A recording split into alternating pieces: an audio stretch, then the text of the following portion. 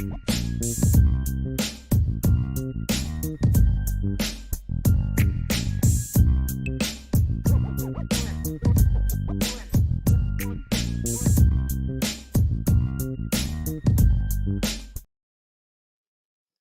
Nation, what's going on? It's Notre Dame Recruiting Hour. This is volume 2, I guess, for this week. I'm Ryan Roberts, Director of Recruiting here at IrishBreakdown.com. We also got Mr. Sean Davis, of course, recruiting analyst here at IrishBreakdown.com, as well as the co-host of the Lucky Lefty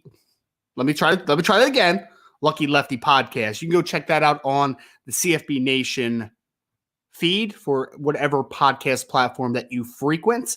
Sean, this is a weird week, man. It's a little bit of a weird week. Of course, today we had some media availability to talk about some of the defensive newcomers to the Notre Dame roster. So Brian Driscoll's out there. So yesterday we hit the mailbag. You should go take a listen to yesterday's show, by the way. It was a very long show. I wasn't able to stay the length of it, Sean. I was still over 3 hours. I'm like, man, this show just is wild.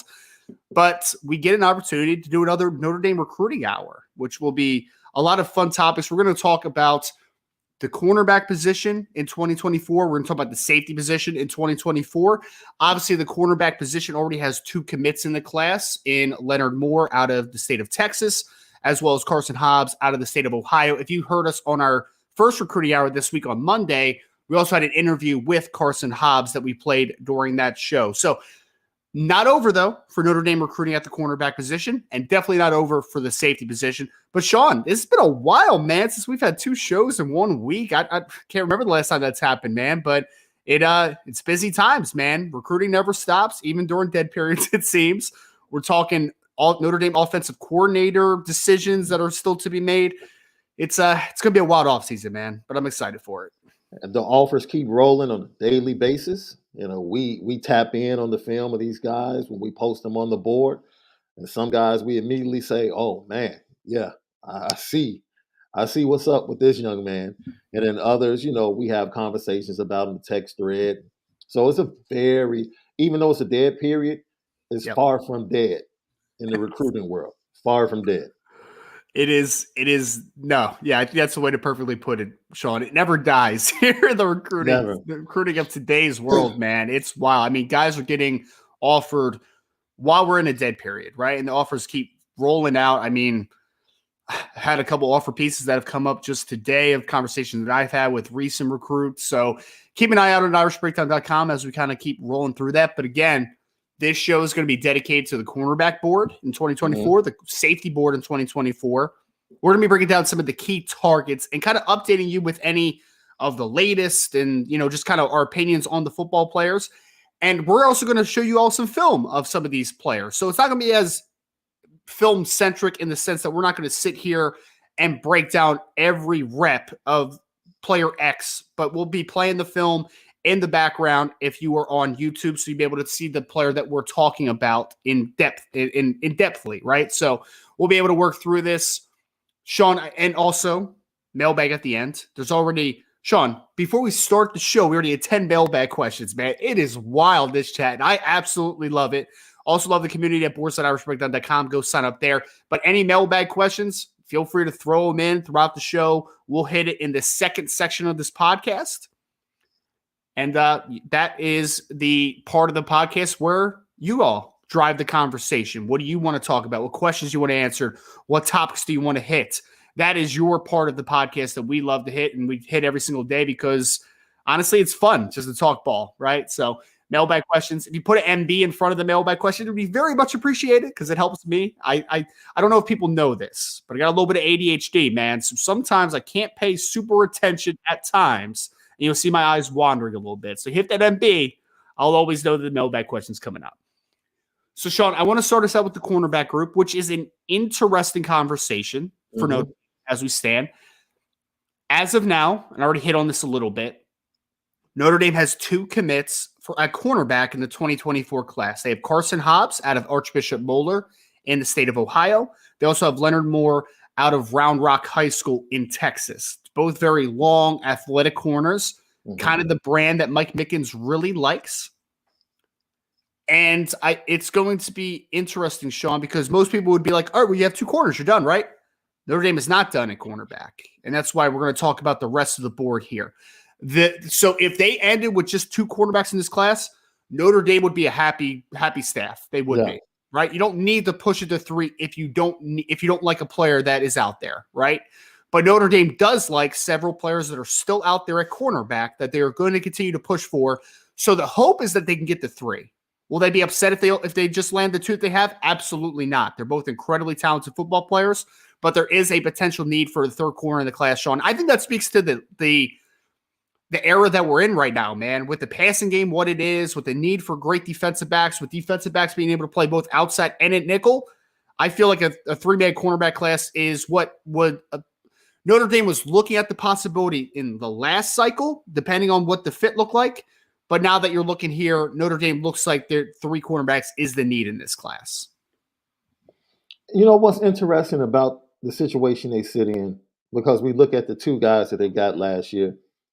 I'm looking at Leonard Moore, the recent commit, and I'm like, okay, I'm watching this film, and he can be the boundary guy, right? And I felt that way about, I think Christian Gray can really play anywhere or a lot of different places, but I think Christian Gray is the boundary guy in the 23 class, and I think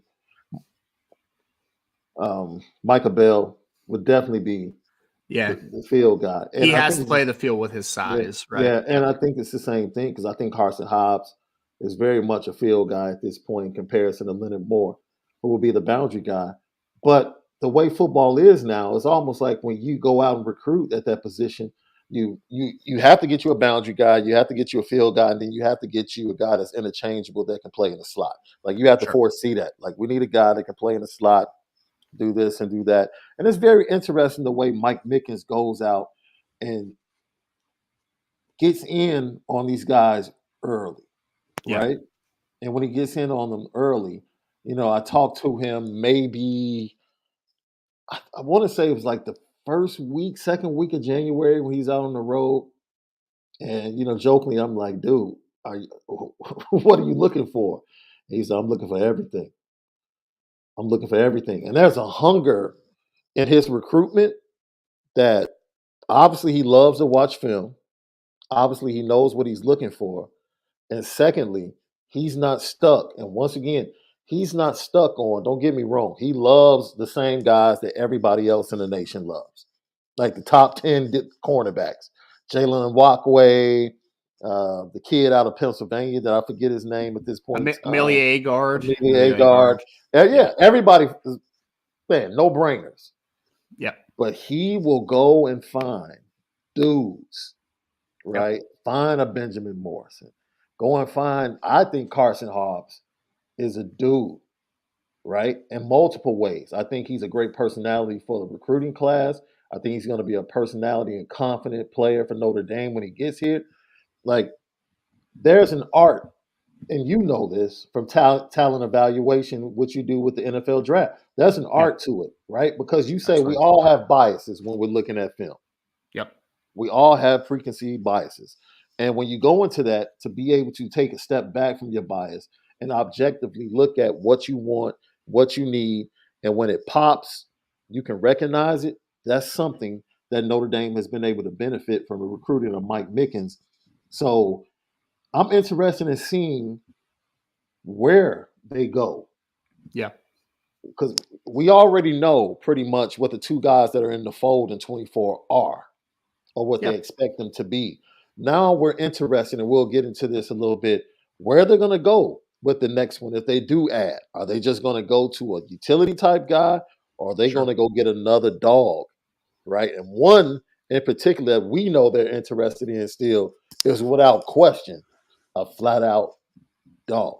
Yes, it certainly is. And Sean, we had a couple chats that I wanted to just bring up here quick because it's pertinent to kind of the numbers conversation that we're having a little bit. So Lance Hab asked, is Notre Dame looking to add players that can play more field corner or boundary corner, or does it not matter? I would say, Lance, with how it is, and Sean just hit on this a little bit, right?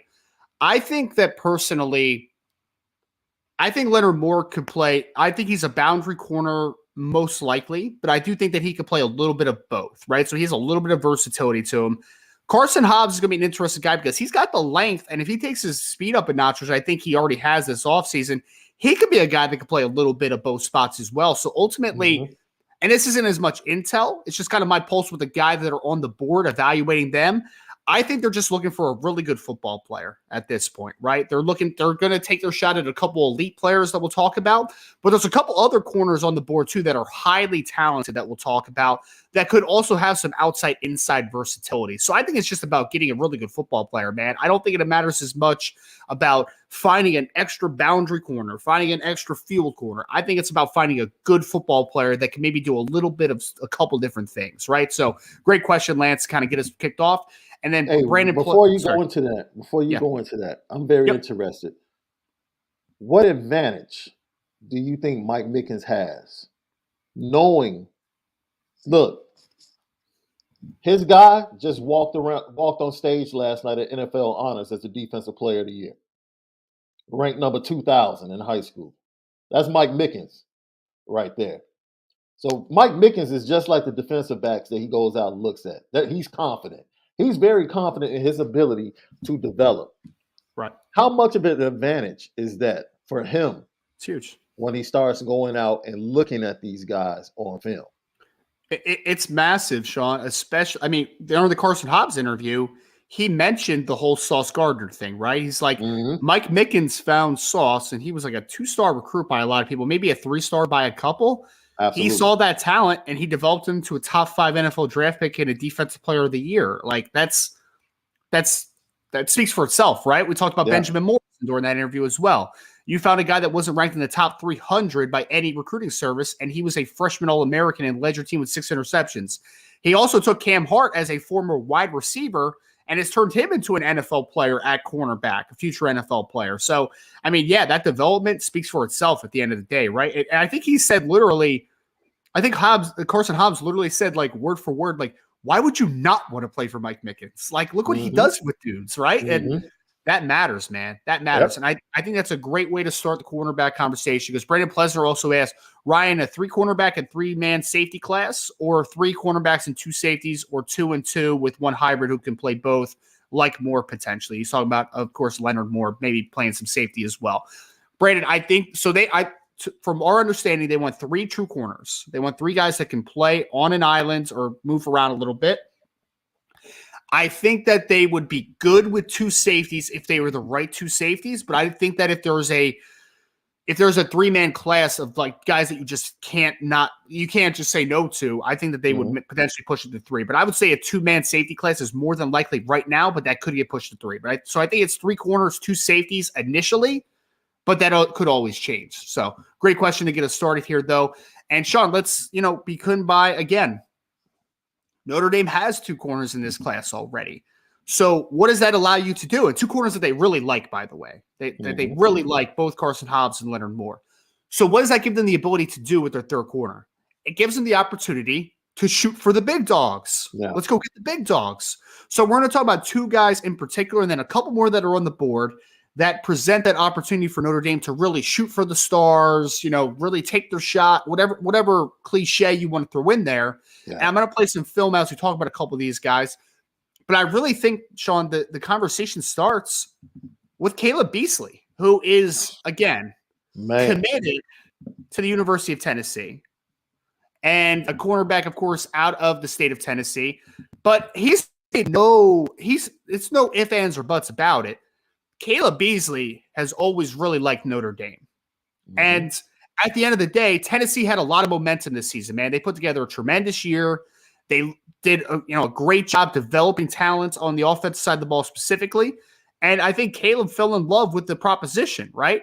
But eventually, that stuff does wear off a little bit, right? Just to a degree. I'm not saying that he's going to end up not with Tennessee. That's not what I'm saying. But what I'm saying is that Notre Dame has not given up this fight yet, even though he's committed to the University of Tennessee. Because as we see this film for Caleb Beasley, he was at the Irish Invasion last year. He was the best defensive back in attendance by far. He has a great relationship with Cam Williams, with C.J. Carr, with the Jack Larson, with that group that was at the Irish Invasion. Notre Dame's not going down without a fight on this one, Sean. Like, just because he's committed to Tennessee, it's not over for Notre Dame. They're still going to take the shot with Caleb Beasley. You're absolutely right. And the momentum that they had, it shows that it still resonates with the young man during the open period when he had a visit from Marcus Freeman and he tweeted it out how excited he was to have Marcus Freeman come and check out his basketball game. The connection is still there without question. We understand the momentum that Josh Heupel in Tennessee created last year. Can they keep that up though? That's the next step. Hendon Hooker's gone. Can Joe Milton keep that up? They lost a lot on defense. What is that defense going to look like? And it's in the SEC. Now they go to Alabama. Now some of those tough games that they had at home, they have to go on the road. So it's going to be very interesting to see how the Vols react and whether or not they can build upon that. And while you're watching that, that's going to be something that Notre Dame in 23, in my opinion, raises itself from that 9-4 season. Think it not Yep. strange that the momentum of Tennessee, Notre Dame starting out 0-2, had a profound impact on Caleb Beasley, and the fact that Tennessee snagged some of his friends in the state of Yes. Tennessee that ended up committing just like him. So there were several factors that led him to commit as early as he did to the University of Tennessee. But I'm glad to hear that Notre Dame is going down swinging on this one because I do think they have more than a puncher's chance to get back in the race and eventually have the ability to get them on campus, possibly go to a game during the fall, and then make a push to get them to sign on National Signing Day. That would be fantastic. And I think they're doing this because most of the time when when the player commits or walks away from Notre Dame, we see Notre Dame kind of respect that, move on. Just back off a little bit. Right. With this, Yeah. it's obviously different because of the player, but because of the obvious relationship that was there as well that has continued. So that you spoke about. Caleb Beasley has made it no secret that he really likes Notre Dame. And Sean, you talked about it, right? He seemed a little giddy that Marcus Freeman was coming to his basketball game. Like he did, man. I think Jason Smith said it in the chat, and I agree with him to a degree. Actually, to a large degree, I should say. I do think that commitment to Tennessee was a little bit emotional of a decision. I do. Absolutely. I think that this one is not over with, is my point. And Caleb is a tremendous player, talented. And the reason that Notre Dame's taking a push at him, Sean, because I think the rankings are silly on this kid. I mean, he's ranked as like 100-something by most. I think he's a top 100 kid by one. This is a top 50 football player, whether he ends up at Notre Dame, in my opinion, because he, kind of like what we talked about with the couple guys that are already on the board, I think that he could play both spots, field and boundary. And I also think that he could play nickel early on for you as well. Despite being a 6'1 guy, 6-foot guy, I think that he has really nice change of direction. He's got nice vertical speed. This is a tremendous football player, in my opinion. So Notre Dame needs to stay on him. Notre Dame is going to stay on him. And I think that serves.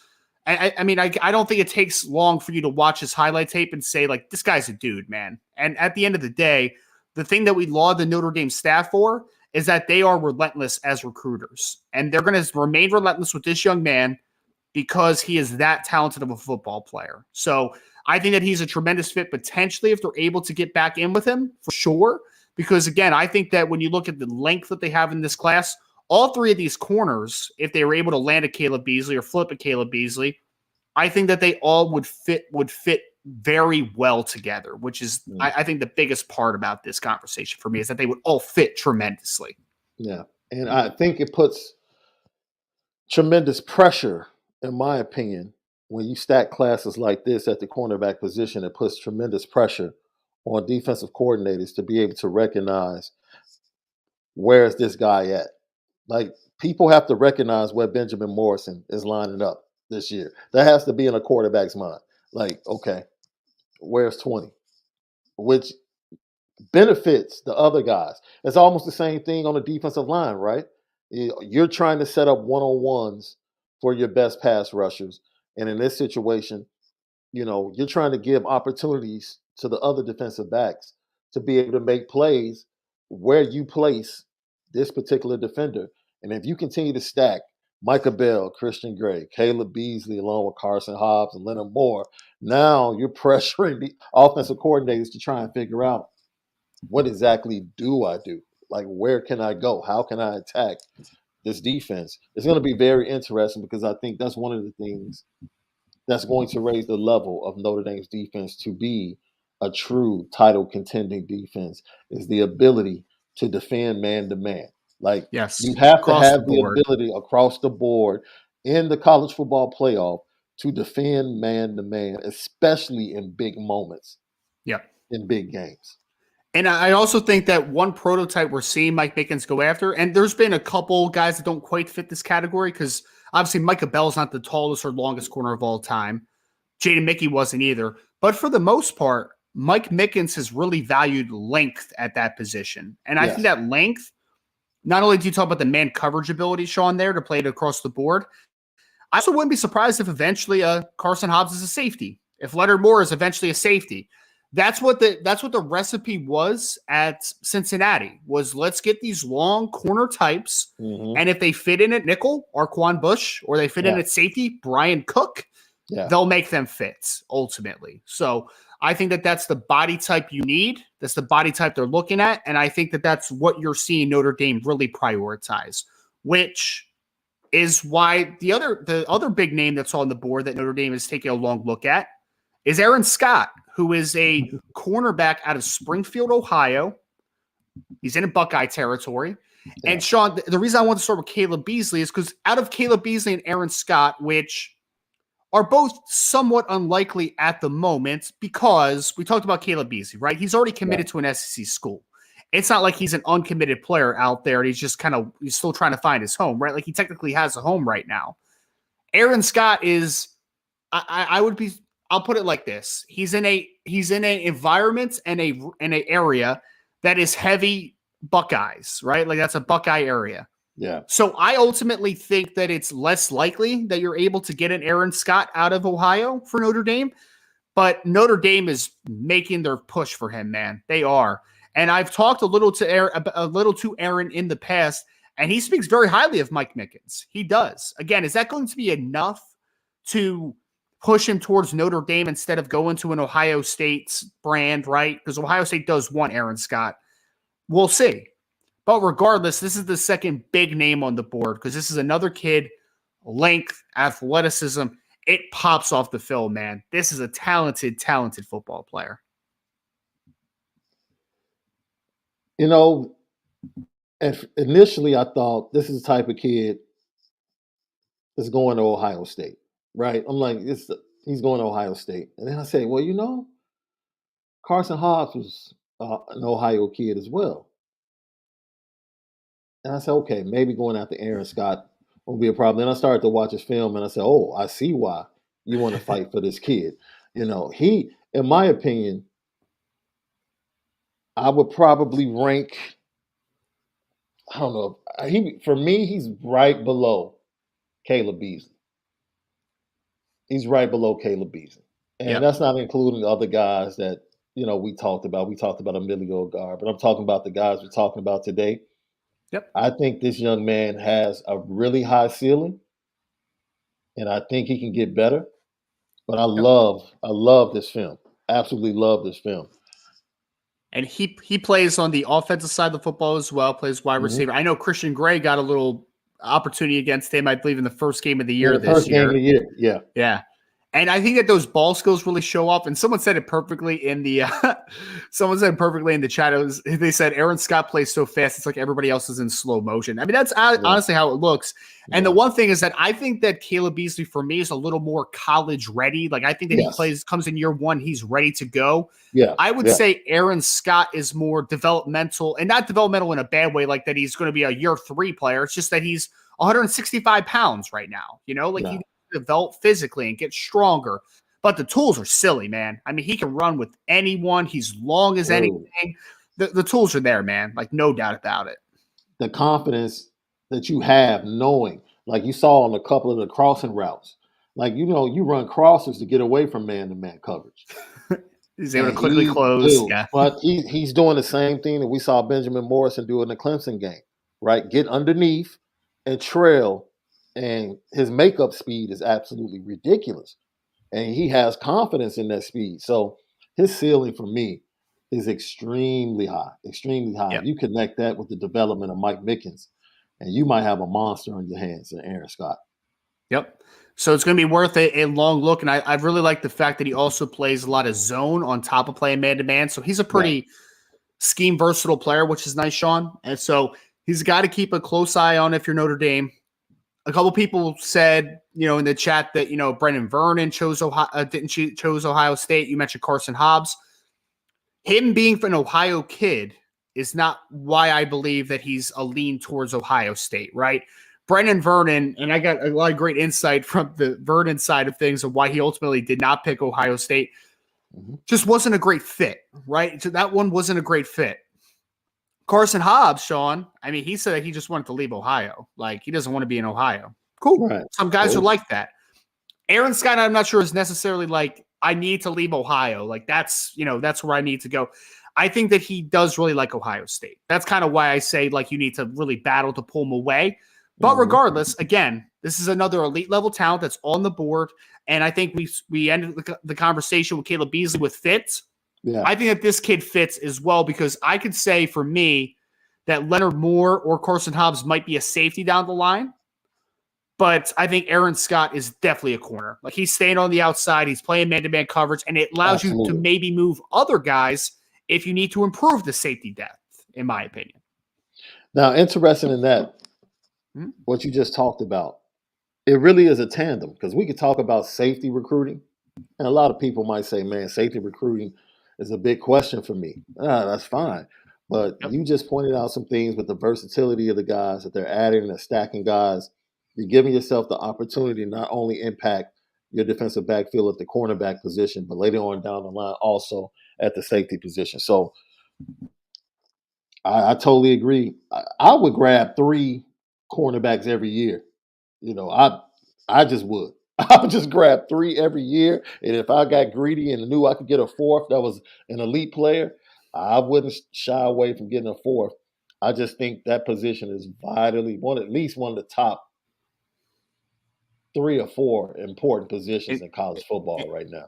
Yeah, in the modern game, I agree 100%. Because the other good thing too, Sean, is that if you keep recruiting the types that you're recruiting, then a couple of those guys could play safety, right? Like, I don't think Christian Gray will ever have to play safety. But if you needed Christian Gray to play safety, do you think he could play it? Absolutely. Like, there's no doubt about it, Absolutely. But so keep recruiting these long athletic kids that have physicality, and you're going to continue to get guys that fit that mold, that if you are backloaded with cornerback group, like if you have a crazy cornerback group but you're struggling with a little bit of depth at safety, you can move a guy. You have that prerogative if you choose to do that, right? So the ability to play man-to-man coverage, you said it, across the board, that is such a bonus in today's game, both on the college game and in the NFL game. That is just a huge bonus. And then having guys that are alignment versatile is big time. And I think that that's what those 2 players for me are. They're alignment versatile football players. So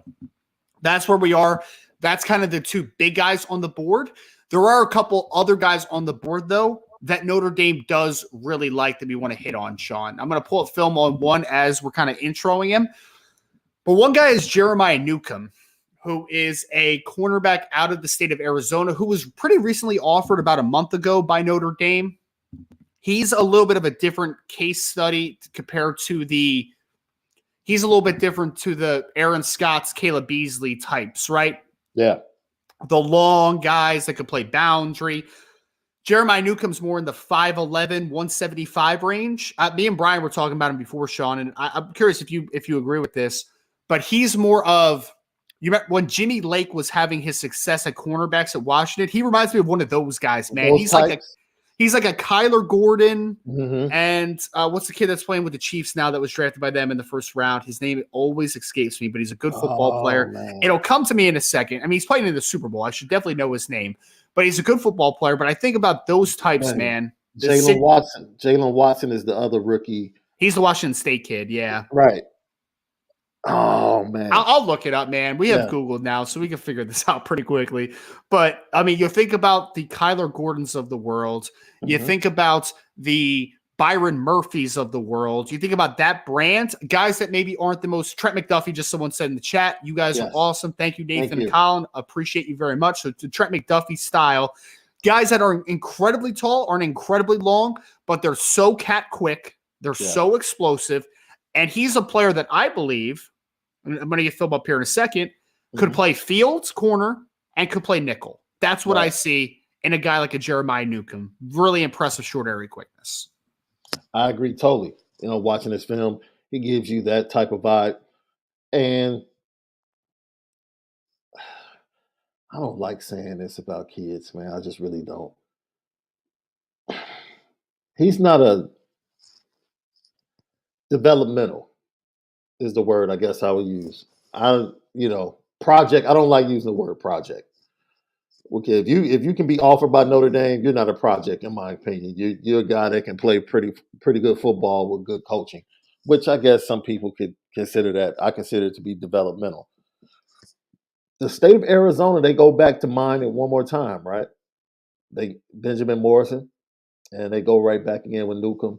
And I was doing research because I was like, well, I wonder if he's related to the Newcomb kid that played defensive back in Nebraska back in the 90s.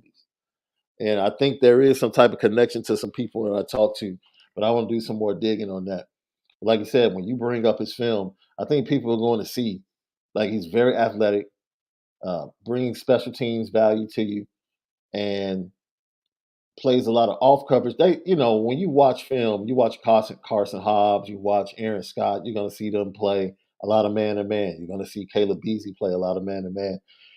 You see a lot of off-man coverage with this young man, but his awareness, his ability to stick his nose in there and tackle well, he loves to hit. He's just an all-around football player, and I think that's what you see when you watch his film. I think Mike Mickens sees that. He's just a football player. You might not have the Aaron Scott, Caleb Beasley speed that you're looking for, but he's just a really good football player, knows how to play the position, and I think that's one of the things that attracted Brian Driscoll to Benjamin Morrison when he watched this film. It's like, man, this kid knows how to play the position. And I kind of get that vibe when I watch Newcomb as well. Like, he knows how to play the position. He can get better. And he plays both sides of the ball. So ball skills, once again, when you talk about it, the understanding of routes and route combinations, all of that comes into play. I think Jeremiah Newcomb would definitely be a great pickup if Notre Dame indeed was able to go ahead and get him to come to the University of Notre Dame. Once again, you pointed out just another defensive back who's long, has great length. Like I said, his special teams jumped out to me watching this film. I'm like, yo, this is special right here. Like, cutting the back across the field like that. His vision. Go ahead. Sean, I was just going to say, because I keep thinking back to the Washington thing, right? Because he is a West Coast kid, obviously playing out of Arizona. Somebody asked what his competition level is. He plays at Queens Creek, so it's good competition out in Arizona. Arizona football is really improving. We talk about that a lot. But this kid, man, he just reminds me so much of Trent McDuffie, man, because he's not the biggest kid in the world, but he's so physical. He's a very fast trigger. Screen game, he kills. This is a kid, Sean, for me, that he's a field corner long term, but if he's a freshman and he's one of your best corners, you might need to throw him in the nickel to just get him on the field. Like, he's that type of kid, man. The click and close that this kid has, this zone awareness and the physicality he has for his size, kind of special, man. I think it's really special. I do.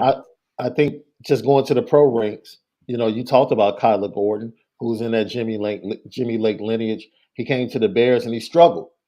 Yep. Right? He struggled because they needed him in a slot, and playing slot in the NFL is a totally different beast. But then once they got to week 7 or 8 and he started to catch on, he took off. And you start to see the turnovers. You start to see the interceptions, the forced fumbles. So, like you said, you put him in a slot, eventually he might struggle a little bit early on in the college game. But because he knows how to play the game, he's going to pick it up pretty quickly. And then you'll see him start to take off. I think he will have the same type of trajectory. Because I think we saw that with Jaden Mickey this year. Like, playing a slot is totally different. It's just different. And you ask a young man, a freshman, to play that position, they're going to struggle a little bit. But once they learn and turn the corner, sky's the limit. Can we just... And you know what, Sean, I think that he plays a little bit like Jaden Mickey, except I don't think he gambles as much, right? But I think the good parts of Jaden Mickey's game are in Jeremiah Newcomb because he Mhm. sees the football, man, and he is incredibly explosive and physical, which Yeah, is what Jaden Mickey is as well. It's just Jaden, we know likes to gamble a little bit at yeah, times. I don't yeah. I don't see a gambler here, but I see some of the same qualities that does make Jaden Mickey a really talented football player. Jaden Mickey has a little Marcus Peters in him. Yes, a little bit of a gambler, man, a little bit. has a little Marcus Peters in him. And it's going to burn you at times, but it's also going to make some big plays at others. Hey, So Marcus Peters is still considered a pretty darn good defensive back, man.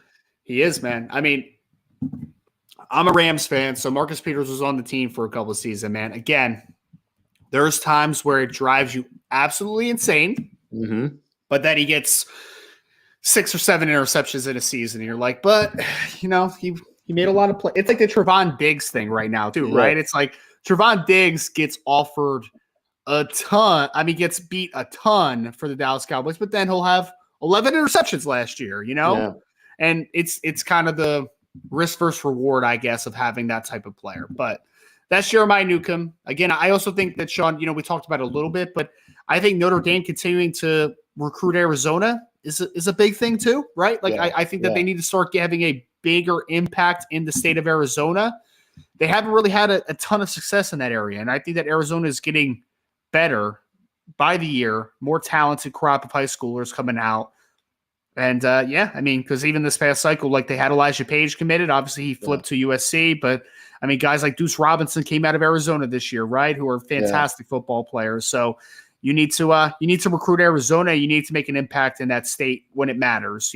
So whether that is yeah, a Jeremiah Newcomb or it's an Elijah Rushing, yeah. hopefully, or a guy like that, like you need to make an impact in that state. But Now you're talking about a state in transition, a state that used to yes, be less populated. The population boom is happening there, just like it's a population boom in Nevada, yep, population boom in Texas, with a lot of people from the Midwest moving these particular areas. The children, the talent continues to grow. High school football is booming in Nevada.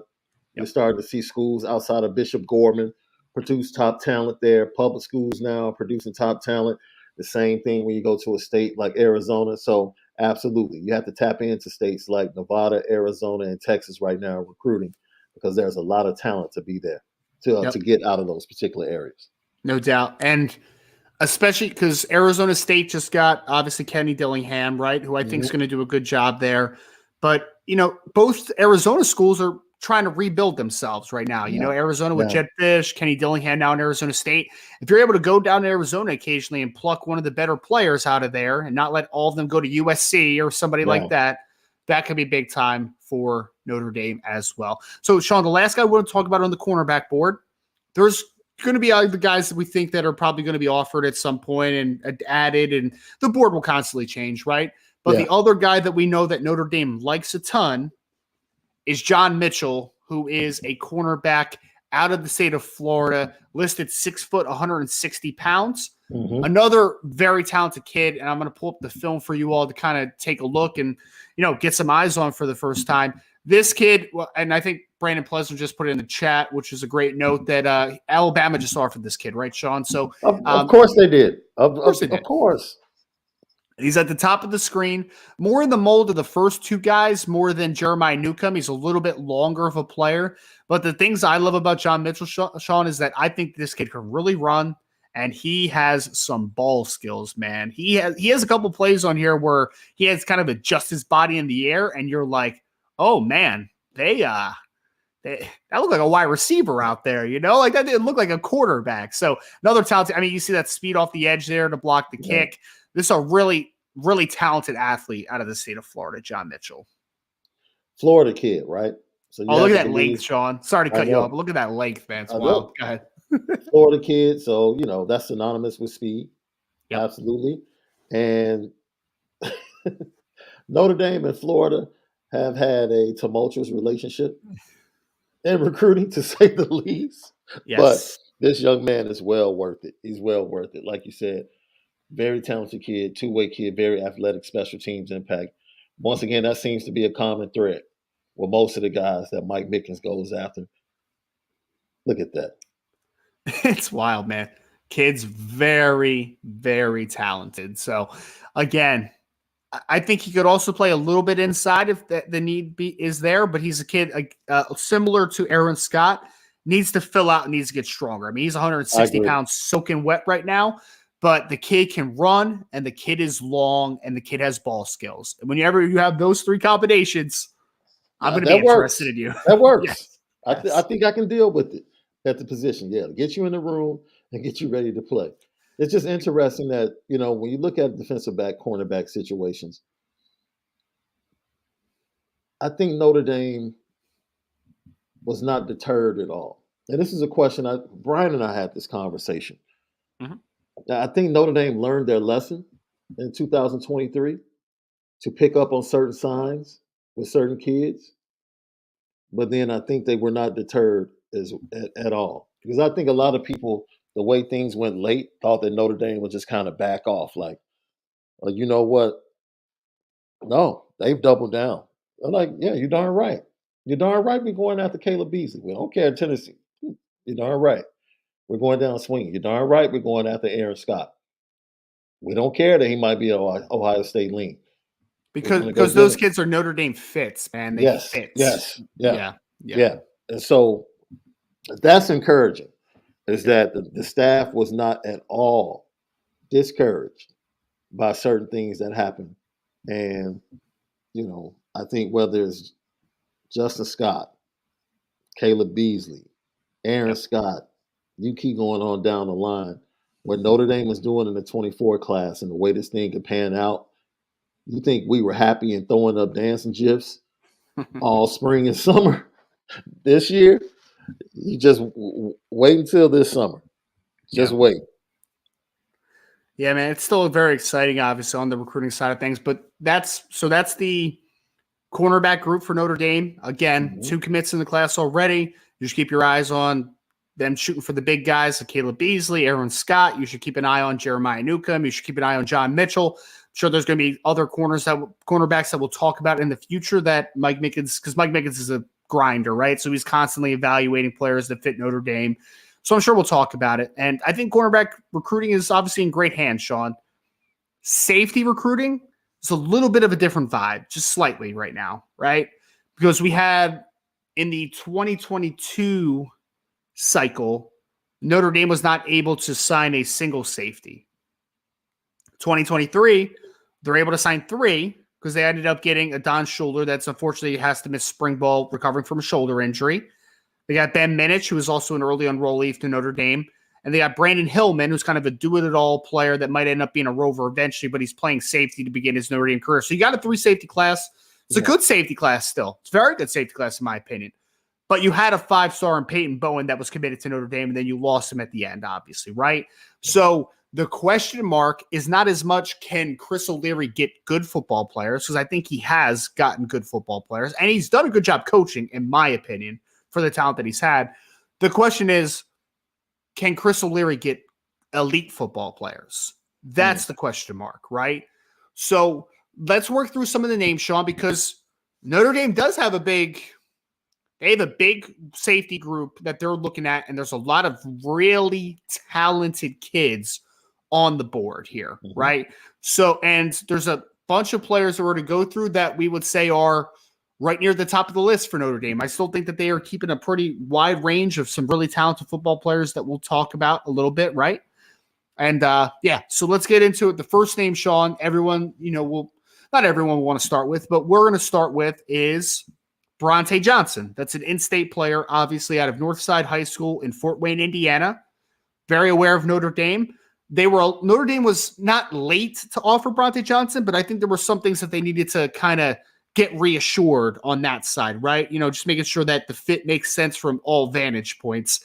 Offered Bronte, and as long as the fit makes sense as long as both sides are comfortable with each other, I should put it like that, I think that Notre Dame has a very good chance at Bronte Johnson. Like, that's where I think the state of this recruitment is, because he's a top 100 player by multiple platforms.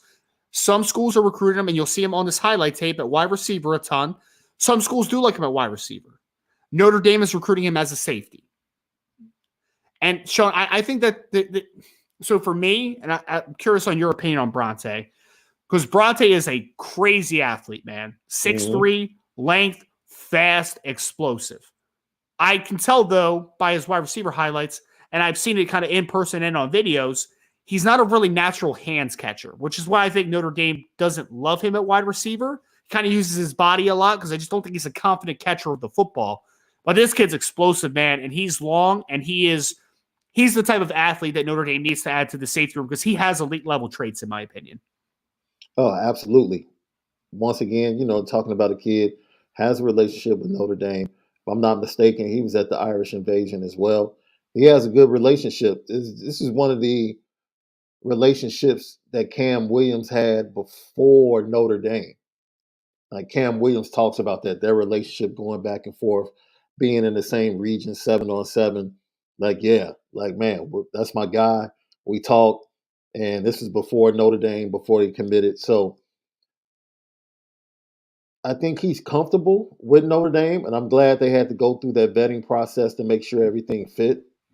Yep. But on top of that, I totally agree with you. He raises the level of, and goes back to what you said. Because a lot of people want to throw just a tad bit of shade at Chris O'Leary or throw a couple of question marks towards him when it comes to his recruiting. But the job that he's done coaching, Yep. what he's had to coach, like we constantly talk about Xavier Watts, right? Well, that goes to Chris O'Leary. Like if Yep. Xavier Watts is flashing and you feel confident about what he might be able to be at that position on the back end in 2023, that's Chris O'Leary's coaching. So you have to give him credit for that. And I thought the guys that maybe didn't perform as well performed well. I thought DJ Brown had his best season. And Sean, I agree with you 100% on that. I think, look, is DJ Brown a great football player? No, he's not. He's not. But I would argue that Chris O'Leary has gotten the most out of DJ Brown's talent and Houston Griffith's talent over the last 2 years. I would say that. Yeah. Absolutely. And with that being said, yeah, the next step is for him to go ahead and add elite talent. We know he can coach. We know we have 2 coaches on the back end at cornerback and safety that can coach and develop the position. Now we're just waiting for Chris O'Leary to go and get those elite guys, and Tay would definitely would fit that mold to get that type of talent in the safety room. And the point blank period to it is if there is a elite level talent in your state, it's that in your home state that fits and that fits your program, you have to get them, right? Yeah. I mean, at the end of the day, and Notre Dame has a high opinion of Bronte as a football player. To our understanding, I know there was a kind of a chat about this, but yes, I think that the fit right now is both sides are very comfortable with it. And I think that ultimately when Bronte does make his decision, I think Notre Dame will be right at the top of his list, if not number one. Like I think that they are in the lead right now for a Bronte Johnson. I do. Yeah. And Sean, we were talking about this. I think he's a guy that could eventually play a little bit of both safeties too. Like, I don't think this is just a field. I don't think this is a boundary because he's 6'3". I think he's going to get to probably right around 195, 200 pounds because he's got that frame and he's rangy, man. So he can play free safety. I think he can play strong. He can play whatever side you want him to. I would agree with that. I would agree. I'm watching this film, and the one thing that's sticking out is, does he still really have a desire? Does he think he can be a wide receiver? Yeah, and we actually, it's funny you asked that because Nathan Milton, who is a Milton fan for people out there, says, does Bronte want to play safety? Milton fan, from everything we've been told, he is comfortable playing either. Like, he wouldn't be opposed to playing wide receiver, but I don't think that it's going to be a deterrence to play safety. It's kind of like I think that he's comfortable playing both because he sees both sides to it, as that he could be a impact player in his opinion at wide receiver, but he also thinks that he could be a high impact player at safety as well. Notre Dame likes and prefers him at safety, and they've been very open about that. Does that mean that he would never get an opportunity to play wide receiver? I'm not necessarily saying that, but what I am saying is that the plan is safety is the best spot for him. So, yeah, I think that he is comfortable playing safety. There's no doubt about it. Yeah. He's a talented kid, man. There's no doubt. Talent for Bronte Johnson will never be questioned. Yeah, it's just always interesting when you have guys, because he's probably the number one receiver on his team. Yes. He plays both ways, makes plays. He's used to making plays offensively, so you can't tell him that he's not a good receiver, or, or he feels like he can do both on the Yep. college level. And his mindset might be the difference between him choosing one school. Heck, he might be holding on to, let's say, some school come, because you know how they. This is why recruiting is, there's no morality in Mhm. recruiting as much as we would love it to be. You have schools that will keep kids hanging around by telling them, "Yeah, we love you at wide receiver. Like we want you to play wide receiver, right?" And they're not a take at wide receiver for that particular school. They're not.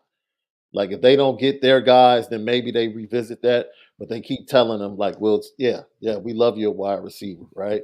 And they hold on to that when you have these other schools that are saying, "Yo, you're a take at safety for us." Like, yo, Right. And that's where my mind is, like, going into the off season, where is he really from a mental standpoint of what he wants to do, and understanding what's out there, what's being told, and sifting through, what's the wheat or the tear of it, for lack of a better analogy.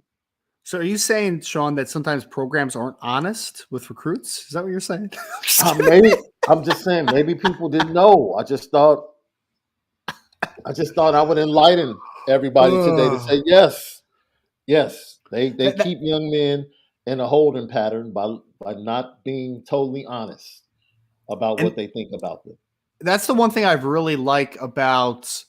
That's what one thing I really like about the Notre Dame staff so far over these last, the 2023 and 2024 is that they are Yeah, very honest. They yeah, are. I mean, they're man, blunt sometimes, to be honest, which is good, man. I think it's a good thing. I don't. and they're willing to take the hit for being honest. They are. They are. If there's a public or a PR hit, they're like, okay, yeah, we said it, we said it. Oh man, it's funny. Yeah, but you're right. There's a lot of programs that are not very honest in that regard. But Yeah, so that's Bronte Johnson. When exactly he's planning on making his commitment is still kind of up in the air. I don't think he has a really definite, defined timeline. But we think that Notre Dame is in a good spot if for when he does make that decision known. Right. The next guy I want to talk about, Sean, is a player that's starting to rise up the recruiting rankings a little bit. hmm He's a 4-star now by at least one platform. He was a no star by anybody when Notre Dame offered him. And he also has go offers from go figure. Alabama, Yeah, Georgia, yeah, Ohio State. Some pretty good teams. Some pretty good teams at both wide receiver and defensive back, both safety and corner, by the way. That's DeMello Jones, who is a player that we've talked about a ton, Sean. He was on our mhm, most underrated defensive player yep, list that we did a couple weeks ago. He obviously has the Notre Dame ties to his family. Obviously, his uncle is Deke Cooper, that played safety for Notre Dame in the late '90s, was a heavy hitting safety. And right now, DeMello is being recruited by Notre Dame at safety. He's also being recruited by multiple big time schools as a wide receiver. Some like him as just an athlete to potentially play corner or wide receiver. I know people are going to ask him what his preference is. Doesn't really have a preference. I had a podcast with him individually. He just said he just wants to play football, man, and do whatever he can to be the best possible player he can be. So, if that involves getting the ball in his hand, cool. If that involves, him playing corner, cool. Said it could be a lockdown corner if he wanted to. But Notre Dame prefers him at safety. And I think eventually for me, I've talked about this already, DeMello Jones is not ranked as a top 100 player in the 2024 class as of now, but I think he will be when all is said and done. I'll just leave it at that. I wouldn't be shocked if this kid's a top 50 football player by a couple different platforms when all is said and done because he's probably should have let off with this. He's a safety out of Swainsboro High School in the state of Georgia. Incredibly talented football player, man. So they asked him to do everything. He ran for over 1,200 yards, averaged 10 yards a carry on the offensive side of football, averaged like 27 yards a catch. Also had a couple interceptions on defense, a lot of tackles. I mean, this kid does everything for his school. you said he averaged 10 yards per carry. It was like 100. It was like 1,200 yards on 120 carries. Yeah, Dude, I mean, the it was yards like per carry. 10.6 if I remember correctly. It was a wild number. Yeah. I think the yards per carry. We kind of talked about this today. The yards per carry record at Notre Dame is like 9.3. And that was probably on like very minimal carries, right? That was it was the Gipper. It was George Gipp Yeah. back in the day. That's crazy. 10 yards per carry in high school. That's bananas. And I mean, Sean, I love because he's got length to him, right? He's got a good body type, but this kid is just explosive, man. Like that's the best way to put it about him. When he opens up and he turns and runs or gets off the line as a receiver, my guy can fly. He is a really talented, explosive athlete. Dare I say the next Kyle Hamilton? I mean, different body types, but I can get where you're going there. You're talking about a guy. Look, he says I can be a lockdown corner if I want to. If he wants to. He said if I want to. Like it has nothing to do with anybody else. Like if I want to be a lockdown corner, I can do that. That's nothing. Yes. You know, you put him back at safety, he's probably, what, a 4.2 at corner as far as ceiling. Yeah. And you put him at safety, you probably jump him up to 4.5 to 4.75 on a 5 scale. Because the thing I love about him at Swainsboro, Sean, is that he does a little bit of everything for the school. He does everything really well, right? So I think at safety, it's hard to hide this kid at safety, right? There's sometimes where if you have a really good corner, I can just throw to the opposite side of the field. I can run away from him. I can do all those types of things. Against safeties, it's hard to completely avoid safeties at times, which is kind of my point. So that's DeMello, man. People are going to say, "Oh, he's not highly rated by everyone. He, shouldn't be a take." People have all crazy ideas, man. All I'll say is that kid would be a take for me as soon as he wants to come. If he ended up wanting to come Notre Dame, like I wouldn't even think twice about it, man. And I know Notre Dame really likes DeMello Jones. I would just say it like that. The staff really likes DeMello, really talented player. He's a young man that I just talked to yesterday, I believe, or the day before. All these days kind of mesh, but he is 100%, according to him, is going to be on campus this spring or summer.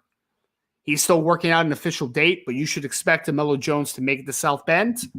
He has never been on South Bend before. Obviously, he knows a lot about the Notre Dame program for being the nephew of D. Cooper, but he's still a player that has not made the trip yet. So that'll be a big opportunity, I think, to get him there because right now he's a Southeastern kid, Sean. Yeah. That's all he knows, man. Yeah. He's a Georgia kid. It's where he lives. Yeah. But I think getting him up on campus is going to be a big opportunity. We need you on this one, Deke. Call Deke up. Come on, Deke. Let's go, man. We need you on this one, Deke. Oh, gosh. And I think Salty just asked, doesn't Georgia lead for Jones? We'll pull up a couple of these chats as we're working. Salty, I wouldn't say there's a leader. I wouldn't. I know that if you go on, like, I think it's 247, they have, like, their little, like, warm or whatever, the temperature gauge or whatever it is. But I don't think that there's a true leader. I think that he is very aware of the SEC schools that he grew up around, right? But I think that he also knows a lot about Notre Dame, and he is going to let the visits work their magic, right? I don't think there's a leader. Interestingly enough, yes, I think one of the areas you can attack Alabama and Georgia at in recruiting is their secondary.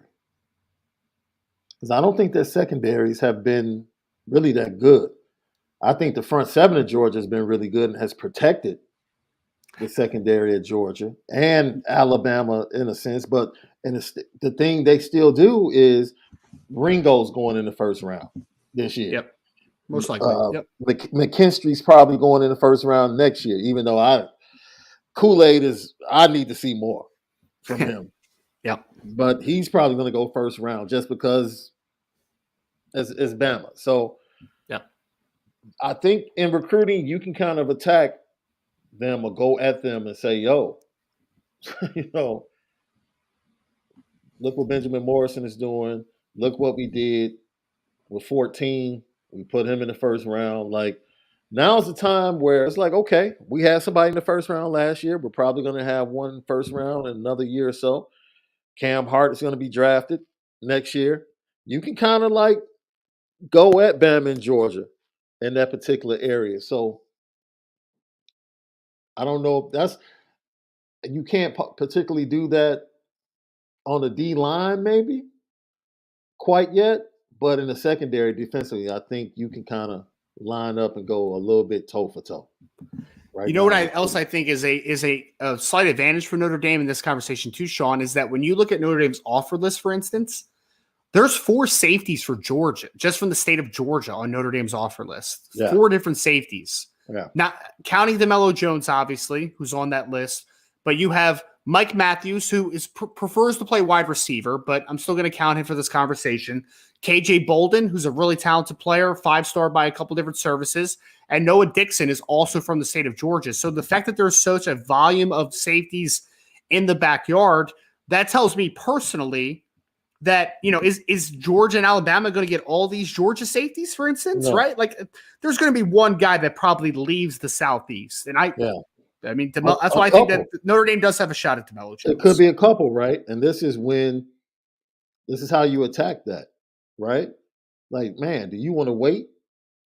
Like, I know they're telling you that they like you, but do you want to sit and wait while they're flirting around with this guy, flirting around with that guy? Like, we want you now. And you see what we produced. We just put a safety into the first round of the NFL draft, right? So I don't think from that, all the defensive players they put in the draft, Seen was a first round pick, right? He was. Vikings? Yep. Yeah, Lewis Seen. Yep. Okay. Yep, he was a first-round pick. They've had good fortune at corner, so I think Eric Stokes went in the first round. Tyson Campbell went in the early second rounds the year before. So, but safety's been one where, Lewis Seen was the first rounder, but then they've had a bunch of just good players, like the Christopher Smiths that coming out this year.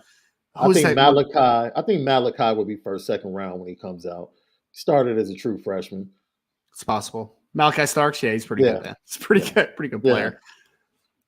Well, Sean, let's talk about another underrated safety that not a lot of people on the board talk about. And honestly, we haven't talked about him enough because we should, because Notre Dame likes him a lot. Yeah. And that is Marquise Gallegos, who is a safety out of the state of California, out of Chaminade High School, who I'm going to play some nice film up here, Sean. And this is a really interesting football player, man. He's going to be one of the more productive players that you're going to find in the safety group. I would not necessarily say that Gallegos is the most physically impressive player in one area, right? Like, I don't think his speed's elite. I wouldn't say he's an elite change of direction guy, but he's one of those football players, man, that is incredibly instinctive. Just always seems to be in the right spot. You see him kind of turn and run there, the ability to transition and show range on the back end. This is a talented kid who they use from depth a lot. So I think the range is good. Wouldn't say it's incredible, but it's a good range. I think he's a pretty big guy. He's got length, I should say. He's got good physicality for the position. He's got good change of direction. Is any one area elite? I wouldn't say so. But I think Marquise is a kid that Notre Dame fans should start talking about a little more, man, because he is just one of those guys, good at everything and incredible eyes. Just never in the wrong position. And he had a crazy year this year with returning interception, Sean. It was like 6 returns for like 300-something interception yards or some crazy number, man. Like, he was a pick 6 machine this year out of the state of California. So I like Marquise a ton. I know that he is trying to get to Notre Dame here sometime this spring or summer. Obviously, being a California kid, travel is not quite as easy for some, right? And he's not a Midwestern kid, obviously. But this is a kid that Notre Dame does like. So he's a kid that we need to start talking about more. It's a kid that the Notre Dame fans and, just supporters of the channel need to start talking about a little bit more as well, because Notre Dame is in it with this kid, and I think that he does like them as well. So we'll see.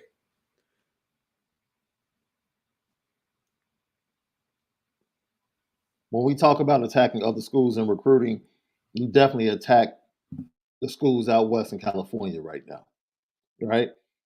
USC is struggling. Their defensive backfield has been really bad for a long time. You start to see a lot of these California kids that normally would go right to USC start to go to other schools, and you attack that with a kid like this, and he knows what USC looks like. So there's opportunity to play, but if you play, are you going to be developed? And Right. that's what you tell a kid like this. Like, yeah, you can go play, or do you want to be developed? Go in the first and second round and get a Notre Dame degree. So there's plenty of opportunity in recruiting because people always worry about, schools' negative recruiting against Notre Dame. There's plenty of opportunity for Notre Dame to be able to counterpunch in recruiting in several states, in my opinion, in several positions. This particular guy right here, I think, where would you put, where would you rank him amongst the guys that we're going to watch today? Of the guys we're watching today, which we are watching a total of, let me just make sure I have the number right. 1, 2, 3, 4, 5, 6. We're watching 6. We're going to talk about 8. He would be right in the middle for me, Sean. Probably like 3 or 4. I like Gallegos a lot, dude. I do. He's a really instinctive football player. Yeah. And I think that I might honestly be underrating his athleticism because I keep seeing him have these rangy plays working from like 15 yards deep, which is pretty nice. Mm-hmm. But yeah, I just think he's a good football player, man. I mean, again, it's the most basic analysis that you can give that he's a good football player. Mm-hmm. But that's what he is. He just gets the job done, man. I mean, it's like a Don Schuler last year, Sean. Was a Don Schuler elite in any one area? No, he wasn't elite in any area.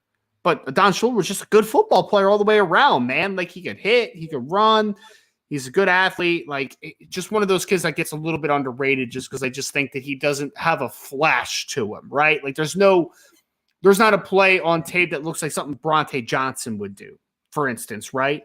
But you also don't get the maybe lapses that a guy like a Bronte Johnson will have from time to time. You can expect Marquise Gallegos to come in and give you good, solid play and hopefully develop into a higher upside type of player. But, that's kind of what I see with a player like him. So, again, he is going to be coming on campus most likely sometime this spring or fall. I mean, spring and summer. We'll see as things develop. But, again, he's a player that Notre Dame does like. So you need to keep his name on the back of your minds. Sean, we're going to go, and I'm going to let you talk a lot about this kid's film when I bring it up, because we're going to talk about a New Jersey guy, and I don't want people to call me biased, all right? So, but you are. It's okay. I'm biased? I'm not biased, man. The Garden State doesn't get enough respect, man, because the Garden State consistently puts out good football, and they don't get talked about enough, man. Absolutely. I agree with you. It's funny. We're in a spot, we're in Indiana, right? Where everyone's like, Notre Dame needs to lock down Indiana. New Jersey plays way better football than Indiana, man. Stop it. I don't know what's arguing that, but you think way better? Yeah. New Jersey? You're talking about collectively? Yes.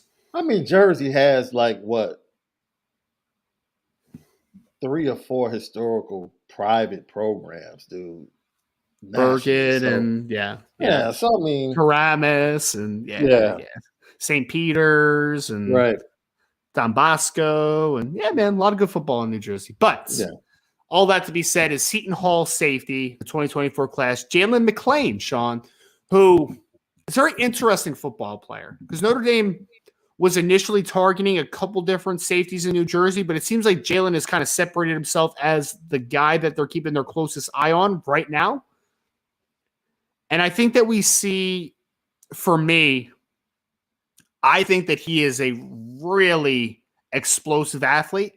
And he's played a little bit of everything on the back end for Seton Hall, man. Like, you saw him in a man-to-man on the first play. You saw him coming down here and being able to fill the alley here as a true safety type. But he's played between safety and corner, and he's a really intriguing athlete, man. He's 6 foot, 185 pounds. He's got a good frame, though. I think he's going to be 6 foot, 200 plus, very easy. But I think that short area explosiveness is something that I've really looked at. I'm like, when he triggers and he gets downhill, man, this kid's pretty dang explosive, in my opinion. So they use him there. He's their Ladarius Sneed on defense. Yeah, man. They can put him anywhere. They can put Put him him at anywhere. nickel. They can put him Yeah. outside. I mean, here he is, a man-to-man playing nickel right here with the pass breakup. Yeah, I like. I just prefer safeties that can blitz, that have a knack for blitzing, because I think it Yep. gives so much value to your pass defense. I'm talking about guys that can time it. That's one of the things that I think Ramon Henderson does well, and probably might be the best at on Notre Dame's defense, is timing his blitzes and knowing where to go through, what alley to go through when he blitzes, instead of just running into blockers like most of the guys that blitz for Notre Dame last year. They just run into the offensive lineman or the running back. And he has that knack. Little bit of swagger to him too, man. You can see him on some of these tackles. It kind of gets up nice and slow, looking at dudes. And here's the speed, man. Okay. Here's the speed. Touchdown saving tackle. Gotta love it. Gotta love it. I think this kid's a really talented athlete, though, man. This might be one of the more high upside players at the position, in my opinion, of the list that we're talking about. Like Marquise Gallegos, who we just talked about, Sean, I don't think is an incredibly high upside player. I think he's a pretty high floor player, He's though. a solid guy. Yeah. Yeah. I think that this kid is a guy that, as he fills out and becomes even more explosive, this kid could be, I mean, right here, he's playing corner, right? He's playing outside here. See the man-to-man ability to turn and run, locate the football. I mean, this is when you talked about the cornerback position where you said you need guys that can play man-to-man all over the place. This is that man-to-man safety, I think, in this class potentially for Notre Dame. I think his football awareness is off the charts, and I get that immediately from watching this film. Like, he's very aware of what position he's playing and what he needs to do, because where you play dictates how you need to play based upon the formation or the defense that's called. And you can see the way he lines up, the way he shades, like he thinks the game based upon where he's at, and he's able to do all of that and be asked to do all of that. That's pretty good. I mean, this is very solid film. And he's another one of these kids on the list that is a big-time basketball player as well. So the staff was out to see one of his basketball games over the last couple of weeks. I think you see that, right, Sean? Like, this is that kind of that quick twitch, explosive, type of basketball type of stuff that you would usually see. But I really like that he has full willingness to come up and hit, man. He will stick dudes in the run game. He really will. Yeah. Here he is coming downhill, working inside out, meets the running back, able to stop him for no gain, which impressive play. Here he is on the offensive side of the football. Hit him on a little slide right out of the backfield. Let that speed burn, man. Let it burn. That's that little Lorenzo Styles, a.k.a. Jaden Thomas route. Oh, yes. Oh, yes. Yes.